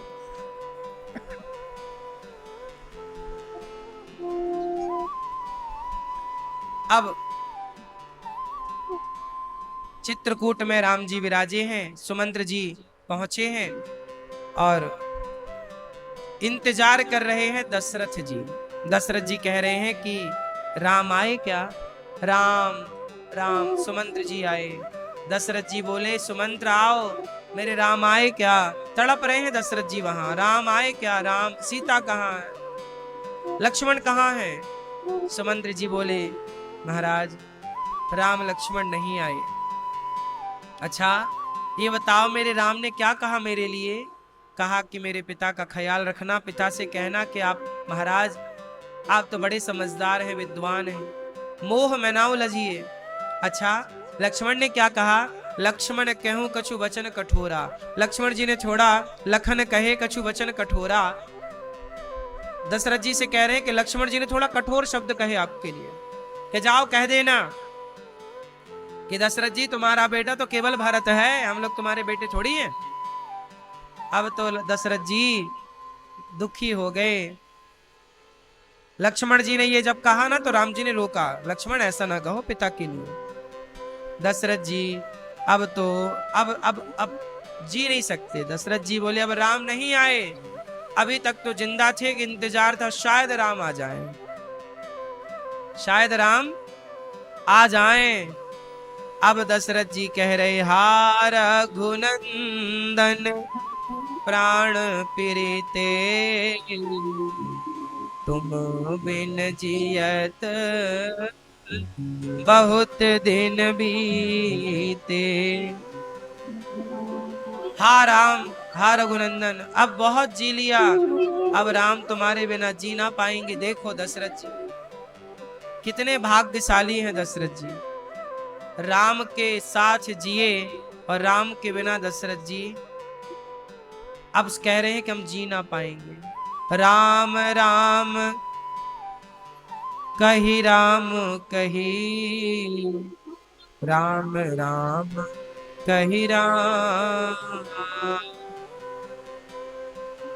राम राम कही राम कही, राम राम कही राम। तनु परिहरि रघुवर बिरह, राव गयऊं सुरधाम। दशरथ जी ने राम हा रघुनंदन राम कहते हुए दशरथ जी ने प्राण त्याग दिए। अब राम के बिना कोई जीवन है? देखो ये है प्रेम। राम के बिना दशरथ जी जी ना पाए, राम के बिना दशरथ जी रह ना पाए। प्रेम किसे कहते? इसे कहते हैं। रहा ही ना जाए। जियन मरण फल दशरथ पावा, जीने और मरने का फल तो दशरथ जी ने पाया। अब जब दशरथ जी के प्राण निकले, कौशल्या मैया रोने लगी, सुमित्रा मैया रोने लगी, सब रानियां रो रही हैं, पर कैकेयी माता नहीं रो रही। कैकेयी माता बिल्कुल नहीं रोई। अब वशिष्ठ जी आए, दशरथ जी का शरीर तेल में डुबा के रखा, उनकी बॉडी सुरक्षित रहे, खराब ना हो, तुरंत भेजा, जाओ भरत को लेवा के लाओ। भरत जी को सूचना मिली कि पिता श्री ने बुलाया है, जल्दी चलो। गुरु जी ने आज्ञा दी, गुरु जी ने बुलाया वशिष्ठ जी ने, जल्दी। भरत जी को अपशगुन हो रहे हैं, उन्हें ऐसा लगता है अच्छा भरत जी को कुछ भी पता नहीं था ना कि अयोध्या में घटना क्या क्या घटी। अब भरत जी को अपशगुन हो रहे हैं, उन्हें लग रहा कुछ तो गड़बड़ है। जो लेवाने आए हैं ना, उनसे पूछ रहे हैं कि क्या हुआ अयोध्या में। वो चुप हैं, कोई नहीं बता रहा। अच्छा, भरत जी ननिहाल में जैसे खड़े थे, जैसे थे, ना कपड़ा झोला लेने गए ना कपड़ा बदल, जैसे थे, सूचना मिली कि गुरु जी ने बुलाया है, वैसे ही भरत जी रथ पर बैठकर चल पड़े। ना कपड़ा बदले ना कंघी करी कि चलो चल रहे हैं तो कम से कम बाल तो ठीक कर लें और कपड़े तो बदल लें, जैसे थे वैसे ही दौड़ पड़े। जब भरत जी आए तो पूरी अयोध्या बिल्कुल वीरान सी लग रही थी, सुनसान, कोई चहल पहल, चिड़िया भी चहक नहीं रही थी। आज अयोध्या में चारों तरफ चहल पहल थी, पर आज भरत जी जब आए ना तो बिल्कुल शांत अयोध्या। भरत जी ने देखा ये सब क्या है, किससे जाएं पूछें, कोई पूछ रहे हैं भरत जी भैया इतने शांत क्यों। अच्छा, लोग भरत जी को देख रहे हैं ना तो मुंह घुमा ले रहे हैं, क्योंकि सबको ये लग रहा है कि राम के वनवास और दशरथ जी की मृत्यु का कारण भरत ही तो हैं, क्योंकि इनकी मां ने इनको ही तो राजा मांगा है, वरदान। तो कोई अयोध्यावासी भरत जी को देखने को तैयार नहीं। जो देखता, नजर जिस पर पड़ती वही नजर फेर लेता, वही मुंह घुमा लेता, पर कोई कुछ कहता नहीं। तब भरत जी को लगा कि चलो माता से पूछते हैं, माँ सब बताएंगी। जैसे ही माँ कैकेयी के कमरे में गए, कैकेयी हर्षित, पूरी अयोध्या सबकी आंखें गीली थी, सब उदास परेशान थे, लेकिन कैकेयी हर्षित, एक कैकेयी माँ थी जो बड़ी खुश थी। कैकेयी हर्षित यही भांति मनहु मुदित दबलाय किराती। कैकेयी माँ इस तरह हर्षित दिख रही है मानो भीलनी जंगल में आग लगाकर आनंद में भर रही हो। अब कैकेयी माँ को देखकर भरत जी को लगा, माँ ये अयोध्या में सब लोग उदास क्यों है माँ? भगवान प्रभु राम तो ठीक है ना माँ? पिताश्री तो ठीक है ना? माता कौशल्या तो अच्छी है ना माँ? सब अच्छे है ना? सब कुशल से तो है ना माँ? जब भरत जी ने कहा माँ सब कुशल तो है ना अयोध्या में, ये सब उदास क्यों है माँ? आप खुश मिली, हमें लगा चलो माँ खुश है तो सब अच्छा ही होगा। प्रभु राम अच्छे है ना माँ? पिताजी अच्छे है ना माँ? सुमित्रा माँ, लक्ष्मण कैसा है माँ? सब अच्छे है ना? अब कैकेयी माँ तात बात में सकल सवारी।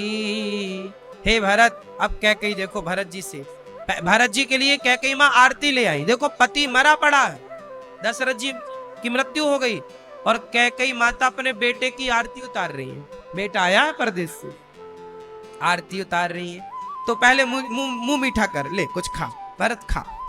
भरत जी बोले माँ मैं पहले खाऊंगा नहीं, पहले बताओ ये सब, मुझे अयोध्या डरावनी लग रही है, आज डर लग रहा है माँ, मेरा हृदय बार बार तेजी से धड़क रहा है माँ, कुछ अपशगुन सा लग रहा है माँ। तब कैकेयी माँ बोली बेटा कोई बहुत घबराने की बात नहीं है, मैंने पूरी बात सवार ली है। सुन, तेरे पिता ना राम को राजा बना रहे थे। मैंने कहा नहीं, राम थोड़ी राजा बनेगा, भरत राजा बनेगा। मैंने तेरे लिए पूरा रास्ता साफ कर दिया है, अब तू राजा बनेगा। और सुन, इसी बीच में थोड़ी गड़बड़ हो गई। राम तो कुशल से वनवास चले गए, सीता लक्ष्मण ये सारे लोग वनवास भेज दिए मैंने, पर बीच में थोड़ी एक बात बिगड़ गई। क्या? बोले तेरे पिता की मृत्यु हो गई, दशरथ जी चले गए। ये बात कैकेयी बड़ी खुशी खुशी बता रही है। सुनो भरत, और ये सारे काम को ना, ये देख ये मंथरा है ना, इसी ने मेरा काम बनवाया है पूरा। सब कुछ भरत जी सुन रहे हैं।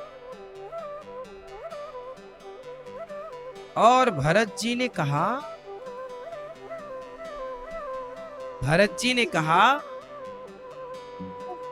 कैकेयी, अब माता नहीं कह रहे हैं, कैकेयी जो पे कुरुचि रही अति तो ही, तो जन्मत काहे न मारे मोही। तूने मुझे जन्म लेते ही मार क्यों नहीं दिया, मेरा गला क्यों नहीं दबा दिया? तूने पेड़ की जड़ को काट करके पत्तों को सींच के बचाना चाहा है क्या? पेड़ की जड़ काट देने के बाद पत्ते पेड़ के बच सकते हैं मां? कैकेयी, तूने राम को वनवास भेज दिया और चाहती है कि मैं खुश रहूं। मैं राम के बिना कैसे रह सकता हूं? पेड़ काटते पालेऊ सींचा, तूने सीता मैया को वनवास भेज दिया और मेरा भला चाहती है। कैकेयी, मेरा भला राजा बनने से नहीं, राम राजा बनते मैं उनके चरणों में रहता, इसमें मेरा भला था। पर तूने क्या किया? इतना लोभ तेरे माथे कैसे आया? शत्रुघ्न जी सुन रहे थे। कैकेयी बोली, ये मंथरा ने मुझे ज्ञान दिया, ये मेरी गुरु है। ये वहां झाड़ू पड़ी थी, झाड़ू उठाई और शत्रुघ्न जी ने ओ कुब्जा, ओ मंथरा को झाड़ू पे झाड़ू दे, झाड़ू ओ कुब्जा करिए। भगवान, अब तो भलाई का जमाना ही नहीं रहा, हमने तो उनको भला करना चाहा, भरत को राजा बनाना चाहा, और ये शत्रुघ्न हमें मार रहा। कुब्जा क्या कह रही है? भलाई का जमाना ही नहीं रहा। बड़ी भलाई करके बैठी है कुब्जा। मंथरा बड़ा भला करके ना बैठी है, देखो कह रही है भलाई का जमाना नहीं रहा। इस तरह से हुमगी लात तक की कुबर मारा, एक लात मारी जाके गिरी पर झाड़ू दे झाड़ू दे झाड़ू, पर भरत जी ने पकड़ लिया। शत्रुघ्न, ये मंथरा का दोष नहीं है, ये मंथरा तो दासी है, पर ये कैकेयी तो राजमाता है ना, रानी, ये तो समझदार है। दूसरों की बातों में आकर के इस तरह का निर्णय लेना क्या सही है? तुरंत भरत जी कैकेयी को छोड़े। अब भरत जी को लगा कि सोचो, मेरी माता कौशल्या तो यही सोच रही होंगी ना कि माँ बेटे की मिली भगत है। अब भरत जी दौड़े दौड़े माँ कौशल्या मैया के पास। माँ कौशल्या मैया, अब तो देखो कौशल्या मैया, ना तो उनका पुत्र बचा, पुत्र चले वनवास, ना पति बचे, पति की भी मृत्यु हो गई, पुत्र भी चला गया, ना पुत्र रहा ना पति रहा। कौशल्या मैया किसके लिए रोए? पुत्र के लिए रोए कि पति के लिए रोए? रो रो के आंखों के आंसू सूख गए। तभी एक अंधेरे से कमरे में थी कौशल्या मैया। क्या पानी पीती होंगी, क्या खाती होंगी। जब से राम गए हैं ना, कंघी नहीं हुई, बाल बिखरे हैं, वही साड़ी, ना नहाने का टाइम ना खाने का टाइम, बस आंखों से झरझर आंसू गिर रहे हैं। दीपक में भी अब तेल डालने वाला कोई नहीं, दीपक भी बुझ गए हैं, अंधकार है कमरे में। तभी भरत आए। माँ कौशल्या मैया को, कौन? माँ मैं बेटा तुम्हारा भरत। अच्छा भरत, भरत मेरा बेटा। माँ कौशल्या ने भरत को हृदय से लगा। भरत आ गया, मेरा भरत आ गया, मेरा भरत आ गया। भरत जी ने कहा माँ, गौशाला में आग लगा देने से,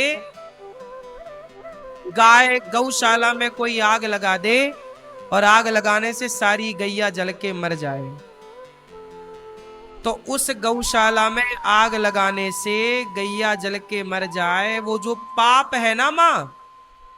भरत जी कह रहे हैं देखो सबसे बड़ा पाप है गौशाला में आग लगाना, बच्चों को मार देना। भरत जी कहते हैं गौशाला में आग लगाने का जो पाप लगता है माँ, वो पाप मुझे लगे, क्योंकि मेरे कारण आपकी आंखों में आंसू आए माँ।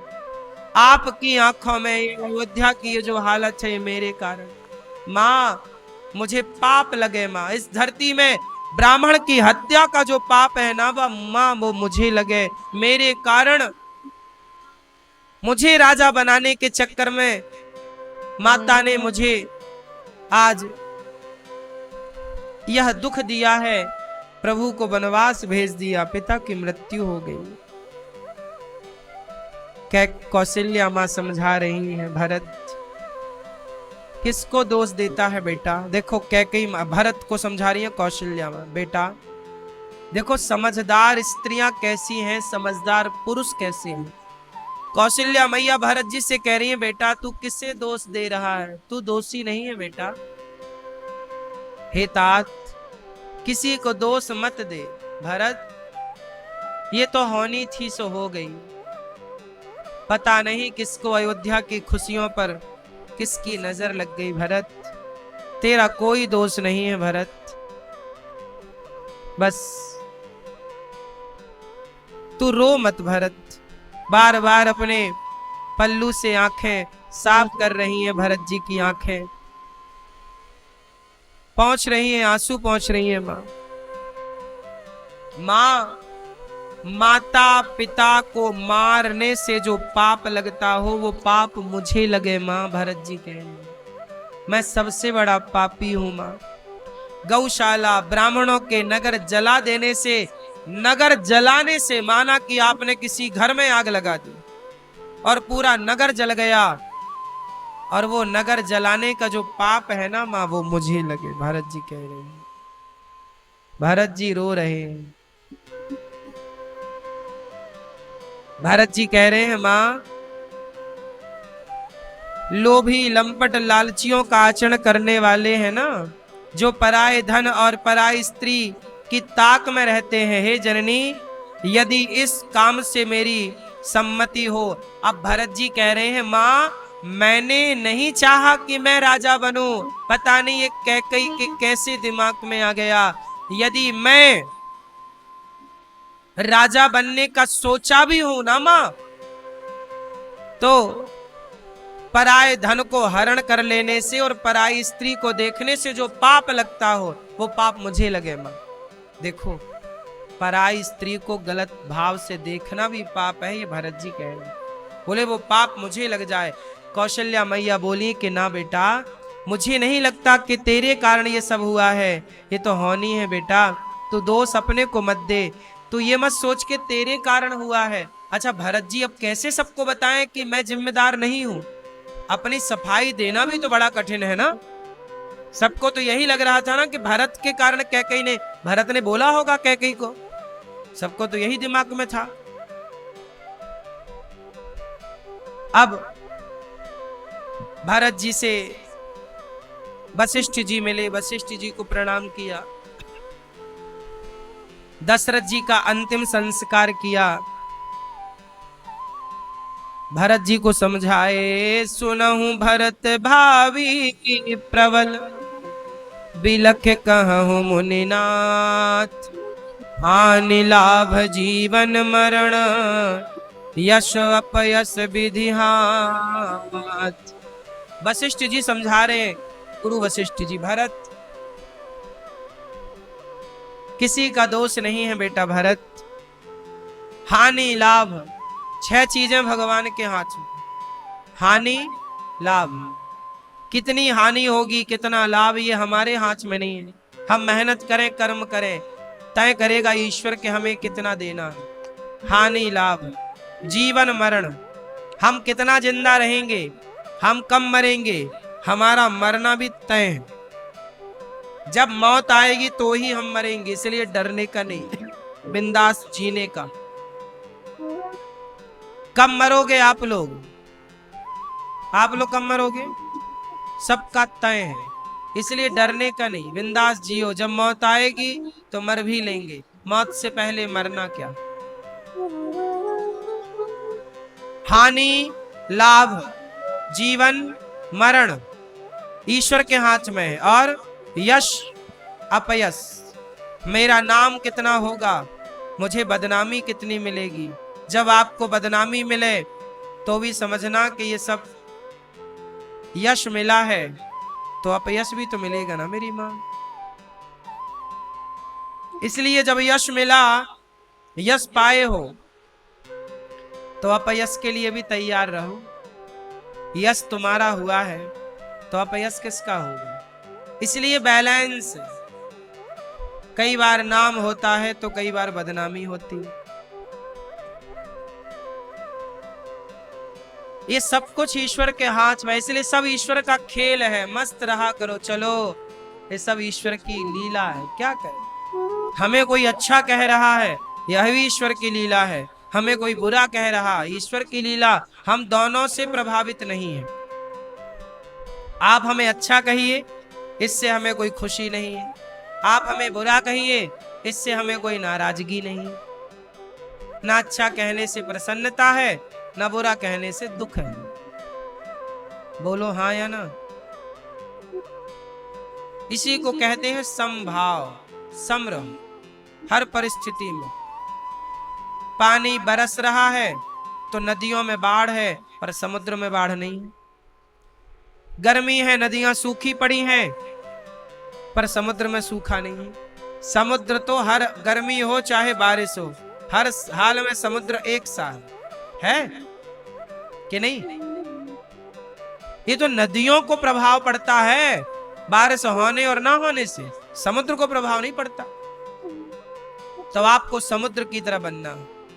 कोई आपका सम्मान करे तो भी खुश रहो, अपमान करे तो भी खुश रहो, क्योंकि ये सब हाथ में तुम्हारे नहीं है ना। जान रहे हो कि सब ईश्वर के हाथ में, तो रो क्यों रहे हो, फिर परेशान क्यों।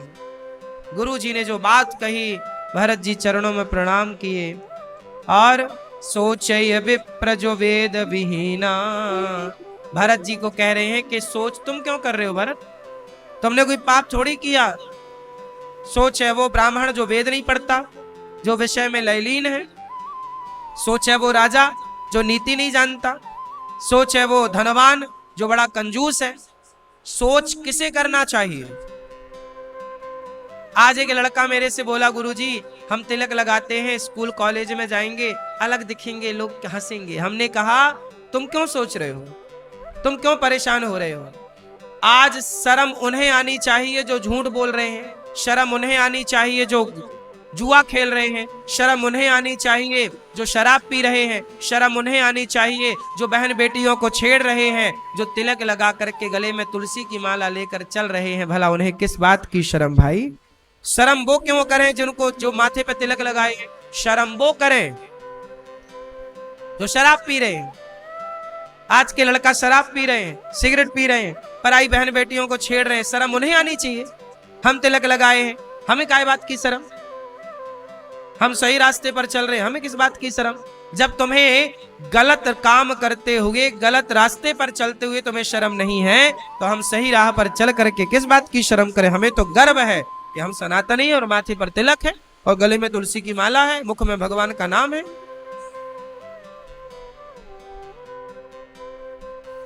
भरत जी ने दशरथ जी का अंतिम संस्कार किया, तेरवी इत्यादि जो पूरा एक पुत्र का कर्तव्य है, भरत जी ने सब कुछ किया। अब भरत जी सभा लगी, और सभा जब लगी ना मेरी माँ, तो सभा में निर्णय लिया गया कि भरत, अब गुरु वशिष्ठ जी आए। अब कैकेयी माँ को समझ आ गया कि मेरे से बड़ी गलती हो, क्योंकि भरत ने तो अब देखना छोड़ दिया ना। जिस भरत के लिए पूरा प्रपंच रचा कैकेयी ने, वो तो उल्टा पड़ गया। अब तो भरत मां कहना छोड़ दिए, है ना। इसलिए कहता हूं हर जगह बेटा ही गलत नहीं होता, कई जगह मां भी गलत होती है, कई जगह माँ बाप भी गलत होते हैं। हर बार पर, हर जगह, हर बात पर कई बार बेटे ही गलत हों ऐसा नहीं। बताओ भरत और कैकेयी में गलत कौन है, भरत की कैकेयी? बोलो, कैकेयी गलत है?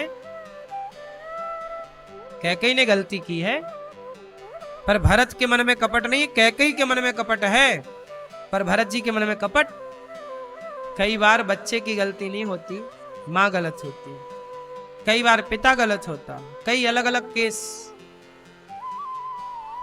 सभा लगी, गुरुजी आए, सुमंत्र जी आए, सभा आई, मंत्री संतरी आए, प्रजा आई, पूरी अयोध्या के लोग इकट्ठे हुए कि चलो अब भरत राजा बने।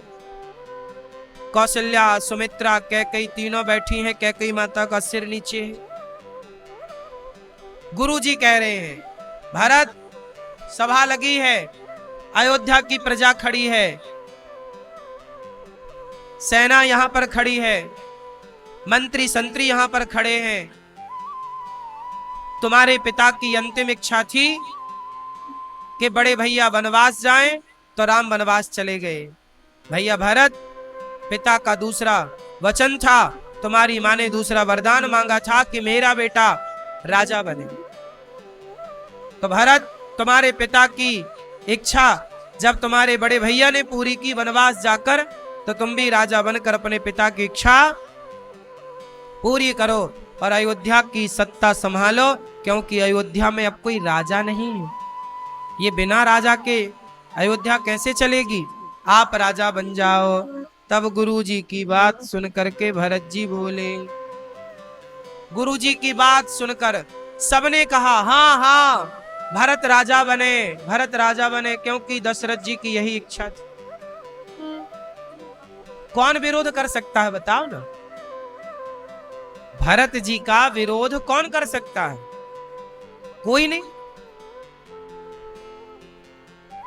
पर भरत जी ने कहा, भरत जी ने कहा गुरु जी को, गुरु जी आपके पांव छूकर, चरण छू करके प्रार्थना करना चाहता हूं।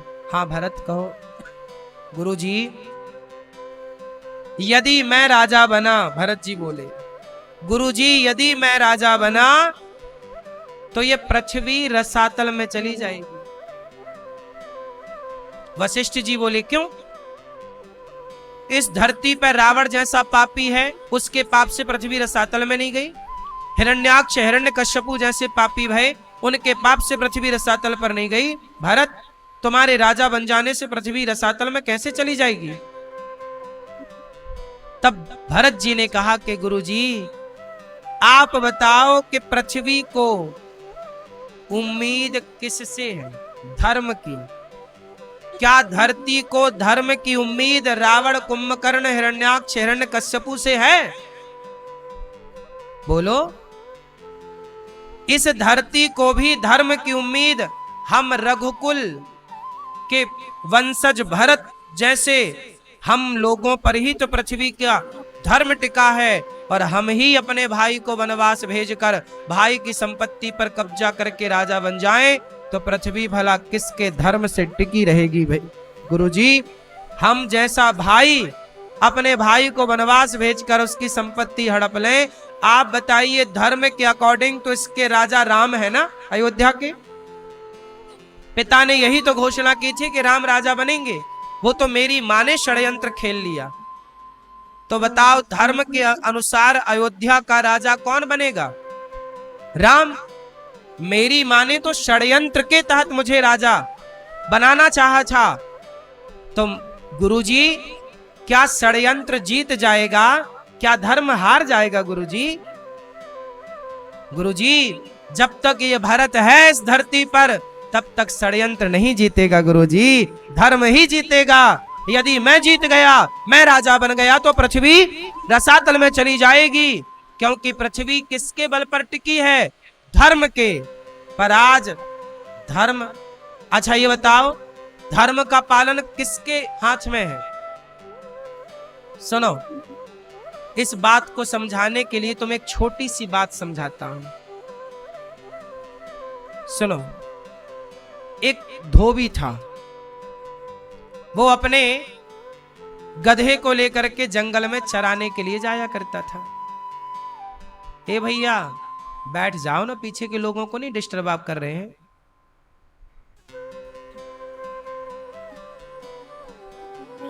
ये सोचा करो कि जो आप कथा में डिस्टरबेंस पैदा करते हैं क्या वो धर्म है, ये भी सोचना चाहिए। एक गधा था, जंगल में गधा चराने धोबी गया, उसे एक चमकदार पत्थर मिल गया। उसके धोबी को जानकारी नहीं थी, उसको लगा ये तो पत्थर है। उसने गले पर टांग दिया गधे के, और गधे को साबुन लगा के बढ़िया रोज उस पत्थर से घिसता। एक दिन वहां से जौहरी निकला। जौहरी ने देखा कि ये तो करोड़ों का हीरा है, पर टंगा कहां है? गधे के गले में। तो जौहरी ने कहा कि यदि मैं कह दूंगा कि ये हीरा है तो अभी धोबी भाव खाएगा। तो जौहरी ने धोबी से कहा, कहो धोबी ये पत्थर बेचोगे? धोबी बोला, पत्थर क्या बेचना, तुम्हें जरूरत है तो ले लो, हम तो जंगल से और उठा लाएंगे, ऐसे बहुत पड़े। जौहरी बोला, मैं 5 रुपए दूंगा। धोबी को लगा पत्थर के 5 रुपए दे रहा, ठीक है ले जा, ले ले। धोबी बोला मैं दूसरा। अच्छा, धोबी को क्या पता, बेचारा भोला भाला, उसे लगा पत्थर है, ये तो पागल है, 5 रुपया दे रहा है। 5 रुपए लिए धोबी ने और जंगल चला गया। अब हीरा आया जौहरी के हाथ में। जैसे ही जौहरी के हाथ में आया, हीरा टूट करके टुकड़े टुकड़े हो गया। जौहरी बोला, वाह रे हीरा, अभी तो गधे के गले में लटक रहा था तब टूटा नहीं, और मुझे जौहरी के पास आया तो टूट कर टुकड़े टुकड़े हो गया। तब उस टूटे हुए हीरे से आवाज आई कि जौहरी, उस धोबी को तो पता ही नहीं था कि मेरी कीमत क्या है। मैं खुश था उस गधे के गले में, क्योंकि वो मेरी कीमत जानते ही नहीं थे। मैं खुश था, लेकिन तू तो जानता था ना कि मेरी कीमत करोड़ों की है, फिर भी तूने मेरी कीमत केवल 5 रुपए आंकी। जब तुम जैसे जानकार भी मेरी कीमत इस तरह से लगाएंगे, अज्ञानी मेरी कदर ना करे तो चलता है, पर जौहरी भी मेरी कदर ना करे तो मैं टूट कर तो टुकड़े टुकड़े ही हो जाऊंगा ना। ये बात भरत जी के प्रसंग में कही गई कि रावण, कुंभकर्ण, हिरण्याक्ष, हिरण्यकश्यपु, क्या इन लोगों से धर्म की उम्मीद है? क्या इन लोगों से ये कहा जाएगा कि भैया तुम सच बोलना, तुम धर्म पर चलना? क्या ये लोग धर्म पर चले हैं? उत्तर दो। क्या रावण धर्म पर चला है? क्या सीता मैया को चुराना धर्म है? पराई स्त्री को उठा लेना धर्म है? अब बताओ, रावण का तो काम ही अधर्म करना था। हिरण्याक्ष, हिरण्यकश्यपु का तो काम ही अधर्म करना था। अरे इन अधर्म करने वालों से कोई धर्म की उम्मीद थोड़ी थी, पर धर्म की उम्मीद किससे है?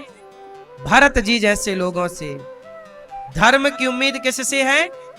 भरत जी जैसे लोगों से। और भरत जी कह रहे हैं कि गुरुजी, मैंने भी अपना धर्म छोड़ दिया, मैं भी अपने भाई की संपत्ति पर कब्जा कर लूंगा, तो पृथ्वी फिर किस से धर्म की उम्मीद करेगी? इसलिए कोई तो इस धरती पर धर्मात्मा रहे। तो ये धरती रावण, कुंभकर्ण जैसों के बल पर नहीं, भैया भरत जैसे धर्मात्माओं के बल पर टिकी हुई है। इसलिए कह रहे हैं कि मैं यदि राजा बन जाऊंगा तो पृथ्वी रसातल में चली जाएगी। इतनी बड़ी बात है, आप शायद ये बात समझ भी ना पाए हो, जो बात भरत जी ने कही है। अब भरत जी बोले कि मैं राम का दर्शन करने चित्रकूट जाऊंगा, मैं राम को मना कर लाऊंगा कि मुझे क्षमा करो, मैं राम के वनवास का 14 साल व्यतीत करूंगा और राम को ला करके मैं अयोध्या का उन्हें राजा बनाने की प्रार्थना करूंगा। ये सुनकर सारी प्रजा भरत की जय हो, भरत की जय हो कहकर जय जयकार करने लगी। सारी प्रजा कहने लगी कि कैकई का बेटा कैकई जैसा नहीं है, कैकई का बेटा कैकई के जैसा नहीं है, सर्पणी का बेटा सर्प नहीं हुआ। मतलब कैकई से क्या उम्मीद थी, पर भरत जी तो बिल्कुल अपोजिट है। मोहि राजू हठ देहु जबहि, रसा रसा तल जायहि तबहि। संपत्ति सब रघुपति के। देखो भरत जी क्या कह रहे हैं, ये सब कुछ रघुनाथ जी का। अब भरत जी बोले कल मैं सुबह सुबह चित्रकूट की ओर जाऊंगा। सारी प्रजा बोली हम भी चलेंगे। कौशल्या मैया बोली हम भी जाएंगे। सुमित्रा मैया बोली हम भी जाएंगे। कैकेयी भी तैयार, हम भी जाएंगे, हम भी जाएंगे। भरत जी बोले खबरदार, आप तैयारी मत करना, आपको हम नहीं लेकर जाएंगे। तब भरत जी बोले कैकेयी नहीं जाएंगी। तब कौशल्या मैया बोली कि यदि भरत जी, कौशल्या मैया बोली कि भरत यदि कैकेयी नहीं गई तो कौशल्या भी नहीं जाएगी। देखो जरा कौशल्या मैया कैसी मां, हर बार कैकेयी का पक्ष लेती है, जबकि कैकेयी ने कितना षड्यंत्र किया। तैयारी चित्रकूट चलने की। भरत जी नाथ सकल संपत्ति, संपत्ति सब रघुपति के आही, जो बिनु जतन चलऊं तजिताही। अब भरत जी सब खुशी से नाच रहे हैं अयोध्या वाले के चलो अब राम जी का दर्शन होगा और राम जी से हम सब भेंट करेंगे। सब खुशी से तैयारी में लगे हैं, कल राम जी का दर्शन करने जाएंगे, कल राम जी से मिलेंगे, तैयारी में लगे हैं सब। और भरत जी केवल राम राम राम राम जप रहे हैं और भरत जी केवल रो रहे हैं। भरत जी की आंखों के आंसू सूखे नहीं। कब ये दिन ढलेगा, कब रात्रि होगी, कल सवेरा कब होगा, कब जाएंगे। राम के बिना एक क्षण भरत जी का नहीं कट रहा है। हर क्षण भरत जी राम राम जप रहे, राम राम राम। सवेरा हुआ, चल पड़ी पालकियां, पालकी, रथ, घोड़ा, सेना। चारों द्वार पर भरत जी ने सेना तैयार की कि अयोध्या की सुरक्षा करना। भरत जी सवेरे चले। भरत जी जब चले ना तो भरत जी नंगे पांव चले। भरत जी बोले मेरे राम पैदल गए हैं, मैं सिर के बल चलूं तो कम है। भरत जी चल रहे हैं। अब इसके बाद भरत जी थोड़ा आगे चले, तमसा नदी के तट पर विश्राम हुआ। दूसरा गोमती तीर निवास। इस तरह से भरत जी आगे बढ़ते गए और चलते चलते भरत जी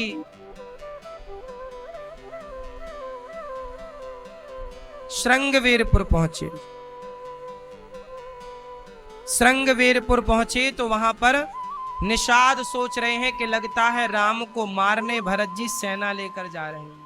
उन्होंने तैयारी कर ली, भरत जी से निपटेंगे।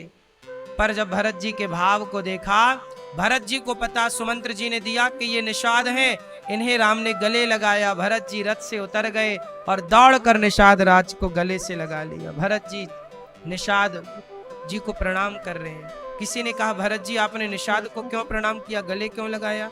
बोले जिसे राम ने गले लगाया हो से भला भरत क्यों ना गले लगाए। अब निषाद राज कह रहे हैं कि रात्रि को राम देखो यहाँ विश्राम किए। जिस पेड़ की छांव पे राम विश्राम किए थे ना, निषाद ने वो पेड़ की वो घास हटाई नहीं थी। रोज वो वहां भूमि की पूजा करता निषाद। जो आसन पर राम जी जैसे सोए थे बस वो पूजा करता और सुरक्षा करता। भरत जी को बताए कि रात्रि को सीता मैया राम जी यहाँ सोए थे। भरत जी ने देखा कि वहां सीता मैया के साड़ी में जो घुंघरू लगे थे ना, कुछ घुंघरू टूट करके पड़े हैं। उठाकर भरत जी देख रहे हैं और रो रहे हैं कि मेरी माँ देखो इस घास के बिस्तर पर सो रही थी। मेरी माँ ने कितना बड़ा पाप कर दिया, इतना बड़ा पाप किया कि राम भैया राम को, माता जानकी को इतना कष्ट मेरे कारण हुआ। भरत जी बस रो रहे हैं, राम राम कह करके केवल रो रहे हैं, प्राण निकल नहीं जा रहे हैं। भरत जी कह रहे हैं क्या करें। अब तो भरत जी निषाद राज भोजन करा रहे हैं। निषाद राज के यहाँ भरत जी विश्राम कर रहे हैं। फिर आगे बढ़े भरत जी, आगे चले तो निषाद के कंधे पे हाथ रख करके भरत जी आगे जा रहे हैं। बड़ी अद्भुत कथा है ये। भरत जी प्रयाग पहुंचे और प्रयागराज ने प्रकट होकर कहा, भरत जी कुछ मांग लो, अर्थ न धर्म न काम रुचि, गति न चाहो निर्वाण, जन्म जन्म रति राम पद, यह वरदान नया। प्रयागराज ने कहा कुछ मांग लो। क्या मांगे? बस राम जी के चरणों में प्रेम दे दो प्रयागराज जी, और क्या चाहिए। प्रयागराज में स्नान करके दर्शन करके फिर प्रयागराज का दर्शन करके भरत जी आगे बढ़े तो भरत जी रो रहे हैं कि राम जी नंगे पांव जा रहे हैं। और इसके बाद भरत जी भरद्वाज जी के आश्रम में पहुंचे और भरद्वाज जी के आश्रम में भरत जी विश्राम किए। भरद्वाज के आश्रम में वहां सबकी व्यवस्थाएं हुई, सब थके हैं, सब विश्राम कर रहे हैं, सबको नींद भी आ गई। पर भरत जी केवल राम संपत्ति चकय भरतु, चक मुनि आयस खिलवार, तेहि निसि आश्रम पिंजरा, राखे भाभिनुसार। भरत जी विश्राम कर रहे हैं, सब विश्राम, पर भरत जी सोए नहीं, लेटे नहीं, केवल राम राम। संतों का सत्संग चल रहा है भरद्वाज जी के आश्रम में और भरत जी वहीं बैठे राम राम जप रहे हैं। गुरु वशिष्ठ जी भी साथ हैं। गुरु वशिष्ठ जी बार बार समझा रहे हैं, भरत सोचो मत, इतना मत सोचो। देखो भरत जी को क्या समझाए वशिष्ठ जी ने कि सोचे वो जो धनी है, धनवान है, पर कंजूस है। सोचे कौन? उन्हें सोचना चाहिए जो सेवा नहीं करते, जो परोपकार नहीं करते। भरत तुम तो इतना प्रेम कर रहे हो राम से। ये सारी कथाएं जब हमने पढ़ी, पुराण पढ़े, वेद पढ़े, तो दास अनिरुद्ध ने हम इस निष्कर्ष पर पहुंचे कि सबसे बढ़िया काम है सेवा। लक्ष्मण जी ने क्या पकड़ा? बोलो। और शत्रुघ्न जी ने क्या पकड़ा? भरत जी भगवान की, लक्ष्मण जी भगवान की सेवा कर रहे हैं और लक्ष्मण जी के भैया छोटे शत्रुघ्न जी भक्त की सेवा कर रहे हैं। या तो भगवान की सेवा करो या भगवान के भक्तों की सेवा करो, इसी से उद्धार हो। यही रास्ता है परमार्थ का मेरी माँ, और कोई दूसरा रास्ता नहीं है ईश्वर तक पहुंचने का। इसलिए गौरी गोपाल आश्रम में साधु संतों की सेवा, गौ माता की सेवा, यहाँ पर कोई भी भक्त आए सबकी सेवा, ये न केन प्रकार बस गौरी गोपाल में सेवा है, केवल सेवा। सेवा से ही हम शुरू करते हैं दिन को, सेवा से ही समय पूरा होता है, दिन का सूर्यास्त होता है सेवा के साथ।